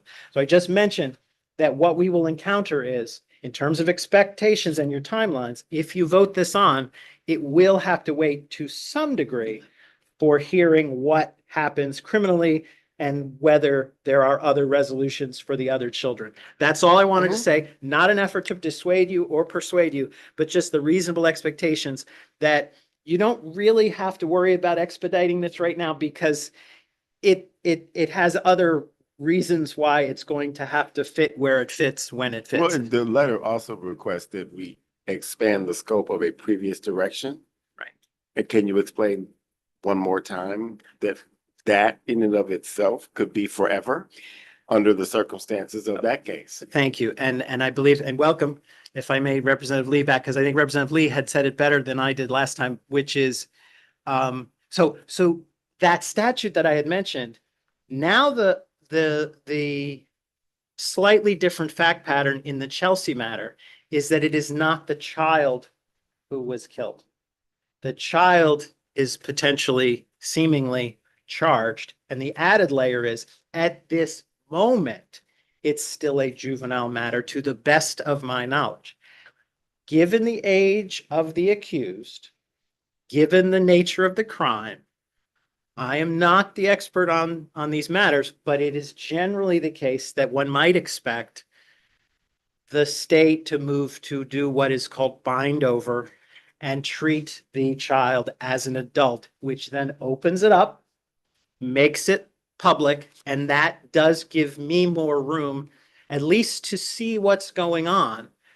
At the same time, because the child is not the one who was killed, I still have practical issues of whether and how much under current law I can publicly report to you, if ever. Correct. Okay. Chair recognizes Representative Stover. Thank you, Peter.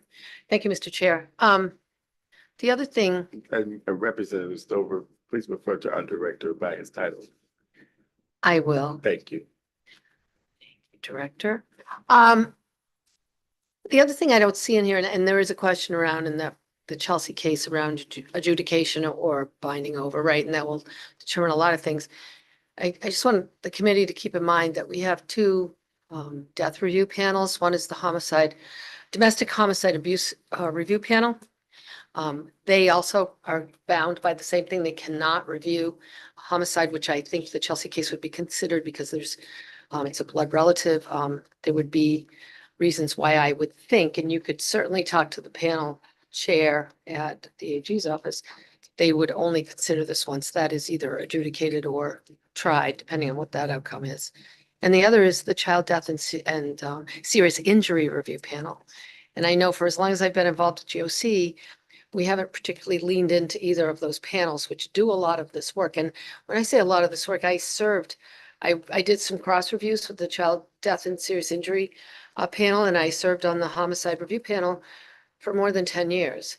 And when I say review, it's like, and because it's post conviction, the files are, I mean, we get this much, the files are like this much because you have all.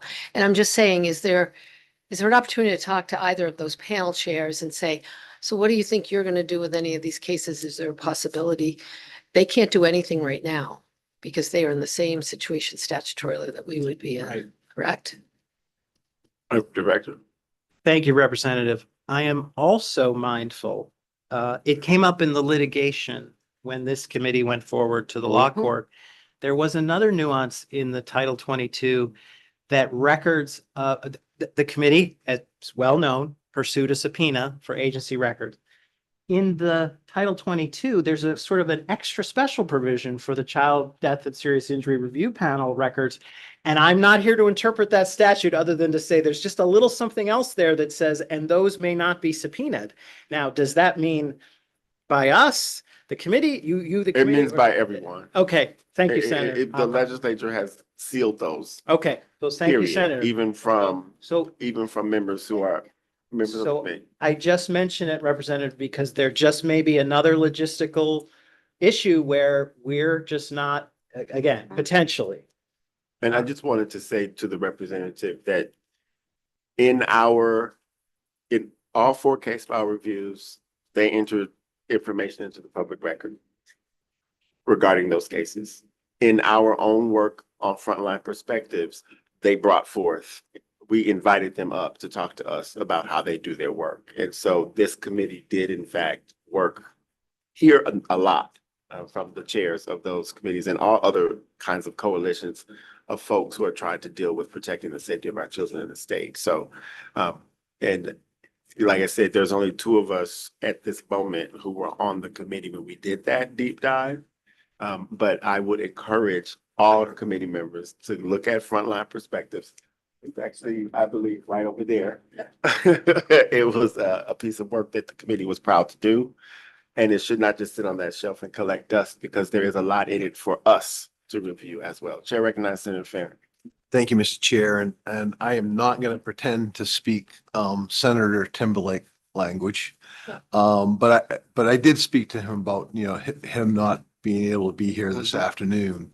And I think we all in this committee, want to do whatever we can to protect children and through that process.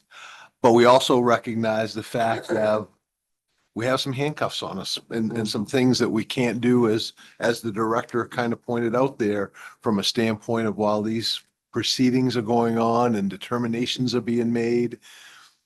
But I think the intent is not to just let it sit on the sideline, to keep it into the front of this committee as those developments are happening. And even with the Chelsea case and these other ones, that it is still a discussion point here for the committee in the event of that we do have access at some point to some of those records with some pending legislation and some other things. So with that being said, from this standpoint, I don't think there was immediate expectation that there was going to be a resolution to this letter today, but it was to get it in front of the committee, get it into the record and tie it into the ongoing work of this committee and keep it in the forefront so we don't lose sight of it. Thank you, Senator Farron. Chair recognizes Mr. Strachey. Thank you, Mr. Chair. So I think that we need to let the Health and Human Services Committee do what they said that they're going to do, that they're best positioned to take the lead on legislative oversight of the child welfare system. That being said, I just want to, before I say that, I want to just say that in all the years that I served on this committee, I never, ever anticipated that we would keep getting individual requests for individual cases, because that's not in my mind, and based on what I learned from when I first began serving here, that's not what we're supposed to do. We did a deep dive because we had what we considered an emergency and issues that we felt were important enough that we needed to get the process started and then let the department take over when we decided where the areas were, and that we worked with them to do that. So I guess I would send a letter to the HHS committee, asking them to keep us updated, tell them our concerns, where we are, and also along with that, have Christine, we haven't had Christine Alberti in yet with her report, and that was on our radar. we could, I mean, we can find out where what the status is for some of those other issues once they've gone through the legal process. But right now, I'm not inclined to add anything to anything we're doing. And I would just like to say that I would rather that we look at the evaluation of programs and how that impacts everything that is done in government, rather than looking on these as every time something comes in, oh, we need to investigate that. That is not what I ever thought that we were supposed to do. So. Senator Fair. And Madam Chair, I hear that, and I, being the first time on this committee and the work that was done previous to, I can understand your feelings to the point that the reason that these keep coming forward is that unfortunately, children are still dying in child protective services. What's that? I agree with you. I'm not, you know what, but I Representative Struggle. I know, I'm gonna finish. let you finish. Well, I disagree with you about some of the issues that, there are many other things we could do for families that aren't being done in this state that we could do upfront, helping them so they don't get to the point where children are dead. But that's my perspective on, so I have a different way of looking at this. I want to prevent them. I don't want to wait till they're out of state custody or in state custody, and we've not helped those people with their families from the very beginning. I have a total different way of looking at it. And that's why I feel that the legislative oversight of the program belongs with the HHS committee and not this committee. I'm sorry. I will apologize for interrupting you. I'm sorry. Senator Fair. And if that was the case, that we were solving those problems up front, I think we all would agree to that. But this is the cards that we have right now and the situations that we have right now. And I again, to me, it goes back to keeping the spotlight on. And when listen, I'm all for a letter to the department, the committee with jurisdiction, and having that piece. But I still think the role, one of the reasons I wanted to be on this committee was because we have that latitude to ask those hard questions that sometimes don't get asked. And I hate to see us not take that responsibility. Thank you, Senator Fair. I mean, I sit between the two of you, literally. I respectfully received the letter from the HHS committee when it came to us.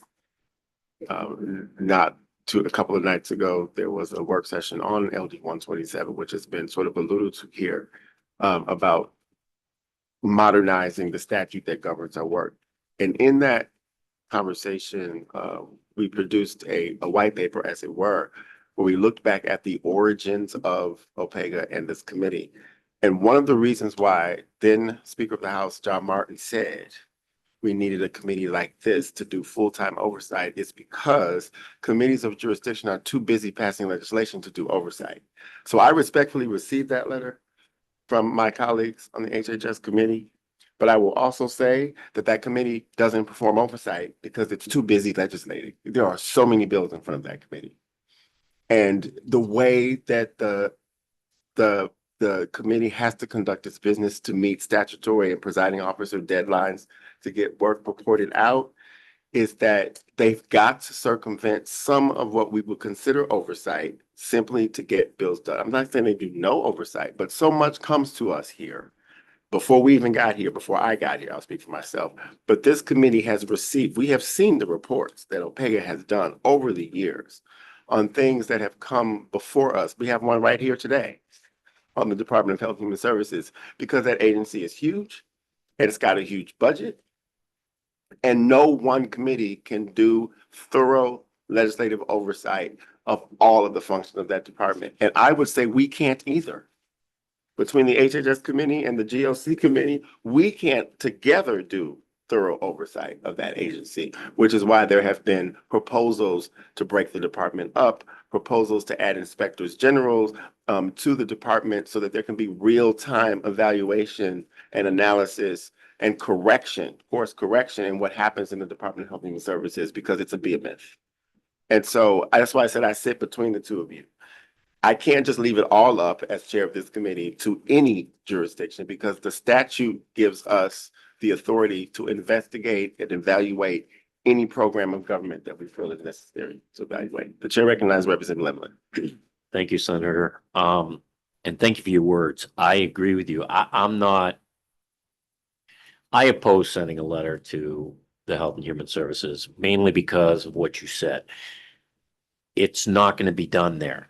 Not because we're not a good committee trying to get to the right destination, but like you said, we have the most bills of any committee.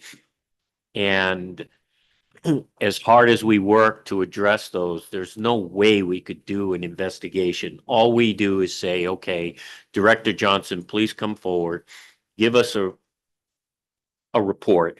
She does, but that doesn't solve the problems. And it doesn't get down to the nitty gritty, which that's our job.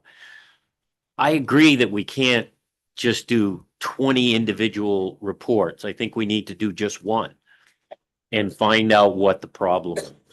So is it something that we can do right now? Maybe not, but it is something we need to look into. And I think sending a letter to the department is not going to solve anything because of the specific I think you nailed it. I just encourage us, thank you, Representative. I thought you were finished. I just encourage us to look at our own frontline perspectives before it and see what we need to do as a committee to follow up on what we did as a committee. And I said, there's two of us sitting here that were a part of that and the rest of us were not. And so the issue will keep coming up, but I do believe that the 4 case file reviews, which of course the committee has not yet voted on and may not, but that remains to be seen. Those case file reviews and the work that we did on frontline perspectives and all of the other reports that OPEGA has done regarding child protection give us a rubric for directing or suggesting or recommending certain fixes that can only happen if they are implemented by the agency. And we can see here over the years that there have been lots of recommendations for fixes that maybe the agency took action on and maybe they did not. And one of the things the legislature can't do is make an executive branch agency do what we tell it to do without going to court. And the legislatures don't tend to sue the executive branch for not implementing their statutes. So we're doing the best we can. Maybe we can do a little bit better, but we have a document over there that I'm just going to say it for the 4th time.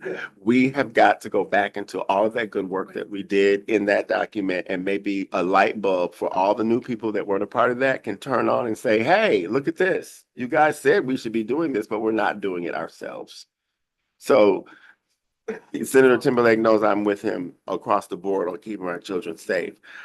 But a case file review after case file review after case file review isn't going to get me any closer to a solution. When we've had 4, 5, or 6. And I do believe that issues of infrastructure and management and consistency and standard operating procedures and on and on and on are documented, well documented. What the department does to address them is just no longer anything that we can do except push and continue to probe and continue to ask questions and get follow-up reports every 4 months, every 6 months, whatever it is, because this is the Government Oversight Committee and we will not yield on that. And we won't turn anything back over to any committee if we can absolutely do it ourselves, because that is what we're here to do across state government. Chair recognizes Senator Farron. Thank you, Mr. Chair and Madam Chair. I saw, the nodding and the homework piece of the work that you guys did with those frontline pieces. That's a good starting point. And I'll take that as a homework challenge to spend some time. Yeah, to spend some time looking at that as well, so that we can have those conversations from an education standpoint of the work that you folks put into that. The final piece that you said, Mr. Chair, about keep it in the front line. I think that's ultimately know that there's not a magic bullet to stop, whether it's the heist of funds or children and child protective services or whatever it is. But if we can keep it in the front line and we can continue to have the conversations and do the work, I think that's the best we can ask for right now. Because we don't want to give false hope that all of a sudden this committee is going to solve a problem that we have no control over and don't have the authority Correct. of control over. So thank you. You're welcome. Representative Stover. I have something I feel compelled to say. I've spent my adult life career working directly and indirectly in health and human services. Part of it's been in the nonprofit sector, working directly with children, doing family therapy, and also running residential programs at a homeless shelter for kids.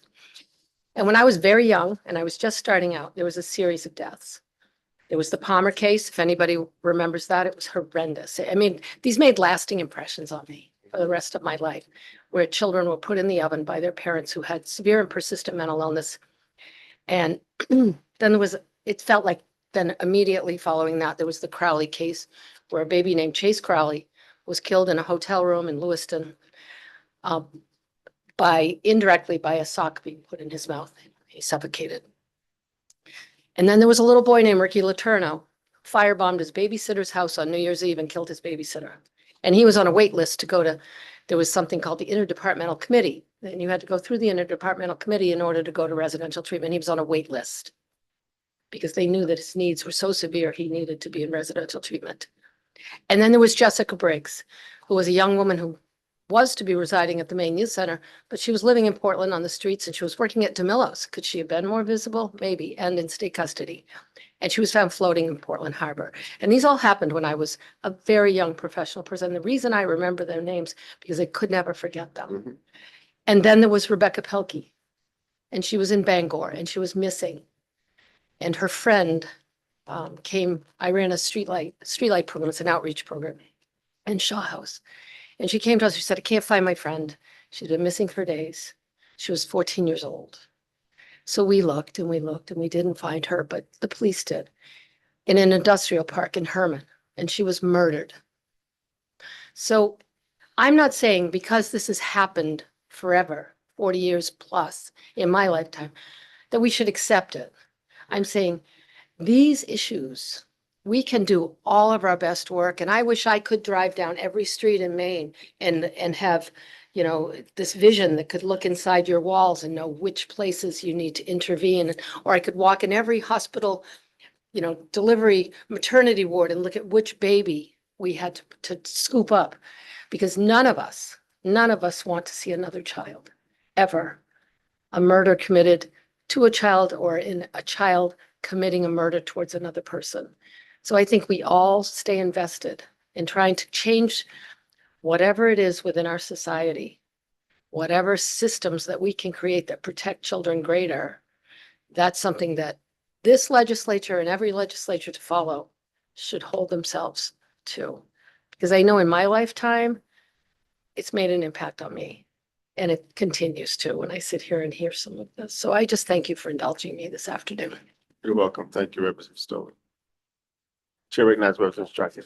Thank you, Mr. Chair. Do you think it would be valuable to bring those reports back rather than just give homework? Oh, I think that. it Madam would be- Chair, we will discuss Yeah. some committee agendas where we may have a light agenda where we will Right. pick back up the report as a part of the agenda and maybe go through a segment or a piece or a chapter or what at a time as a committee.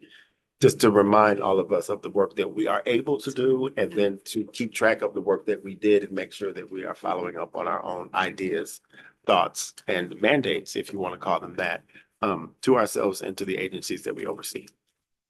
So. And I'll just say that I would really like to, and plan to try to get Christine Albieri on our Yeah. agenda as well. Yes. So the chair recognizes Representative Lemon. Thank you, Senator. We've already voted to investigate the Chelsea Mhm. situation, that once the courts have processed it. I think just personally, once the director is able to start investigating that, I think once we've investigated one, I think enough is going to be overturned or found out that is going to give us a lot of answers why the multitude has happened. And that's why I said, I think we don't need to do 50 of these. I think we only need to hopefully get one done, and that'll give us enough direction to be able to figure out what's really going on here. And that's all I want to do. Is my concern about the Chelsea one was plain and simple. People knew.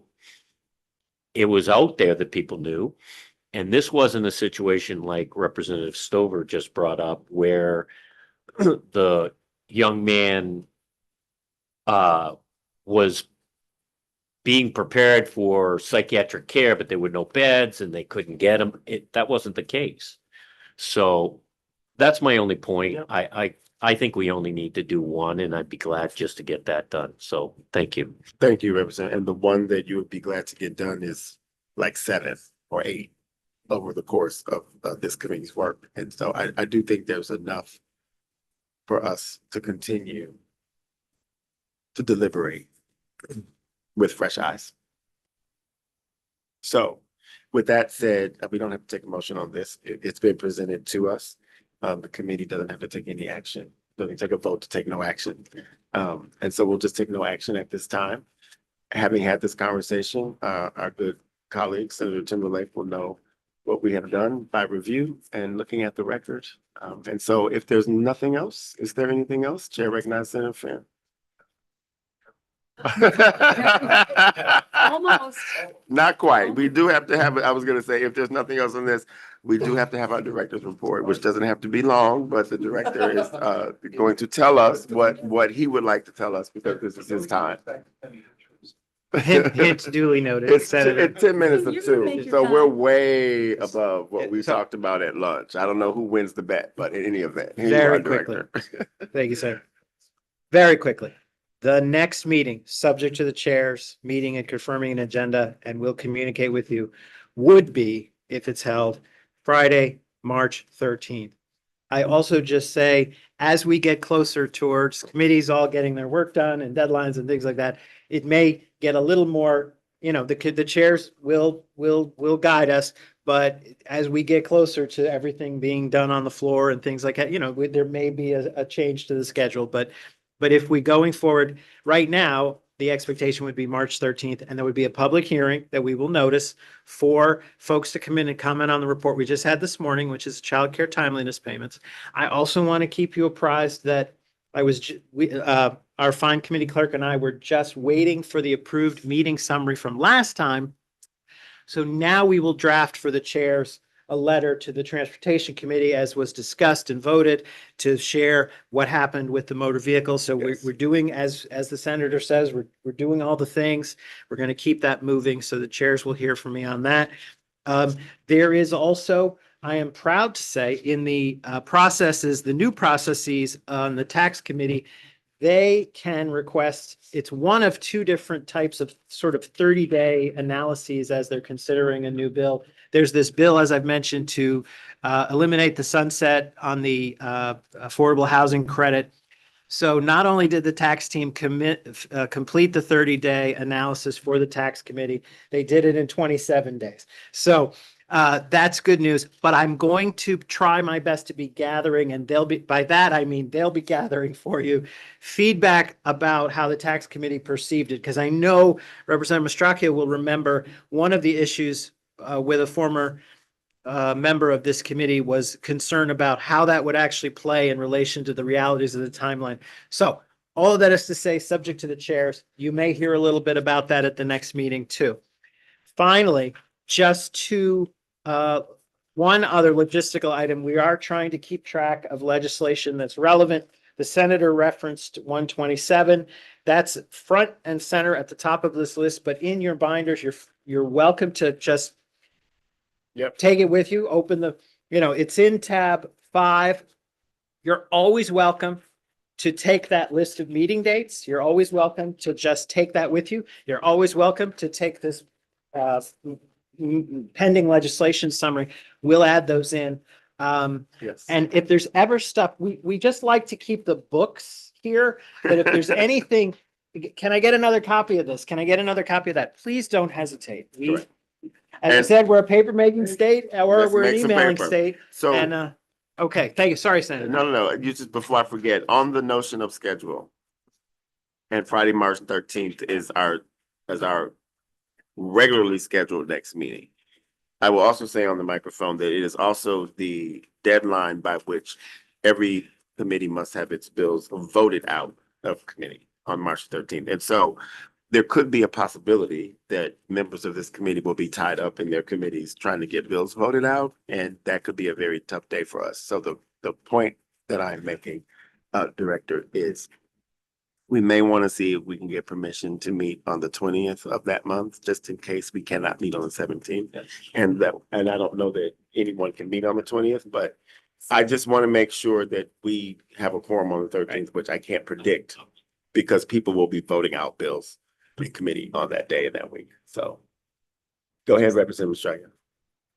Thank you, Mr. Chair, and I understand what you're saying, Yeah. but I think we should try to meet on the 13th. I have a feeling that even if, I'm just saying that the longer we go into the short session, the more the chances are we're gonna have to move something.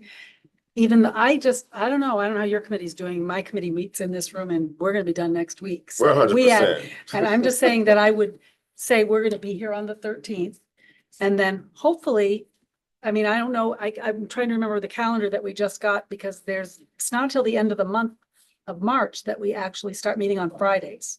No, that's correct. So we won't, should right. be okay for 2 meetings in March because what I think is gonna happen is we're gonna miss the first meeting in April. Because we'll be Yeah. at the end. And then maybe what we'll do is we'll have to I schedule. just didn't one. want to notice the public hearing and then Oh. not be able to do it because Well- we won't have a quorum. So I think they'll be in the building. If they're at committee, they can come over here for the quorum. That's the way I look at it, so. If they're at committee, we can have them over here, we can get started and then do what we gotta do. Representative Lee. That's my feeling. I'm guessing you probably don't want to go person to person on this, but irrespective of committees, I have a work obligation that I will not be present for on the 13th. Oh. Oh, That makes that's that affects score. Understood. Joey. We will figure it out. I don't want to put it to the record that we may have an alternative Right. date in March to meet if the 13th doesn't work out. So we'll work all that out behind the scenes, but I put it out in the public record to begin with. Okay. Anything else, Director, you have for us? No, thank you, Senator. And again, my thanks to the committee. I know it was a long day, but we really appreciated the chance to share with you just how we went about that report this morning. Not humble bragging, but just bragging on behalf of the staff. We'll brag for you. They did a lot. So It was magic. okay. I don't know how you created magic out of with nothing. Anyway. Thank you. Representative Farron. Yeah, thank you. Make a motion to adjourn? It's been moved by Senator Farron. Is there a second? Second. Second by Representative. All those in favor, please indicate in usual manner. Joint Legislative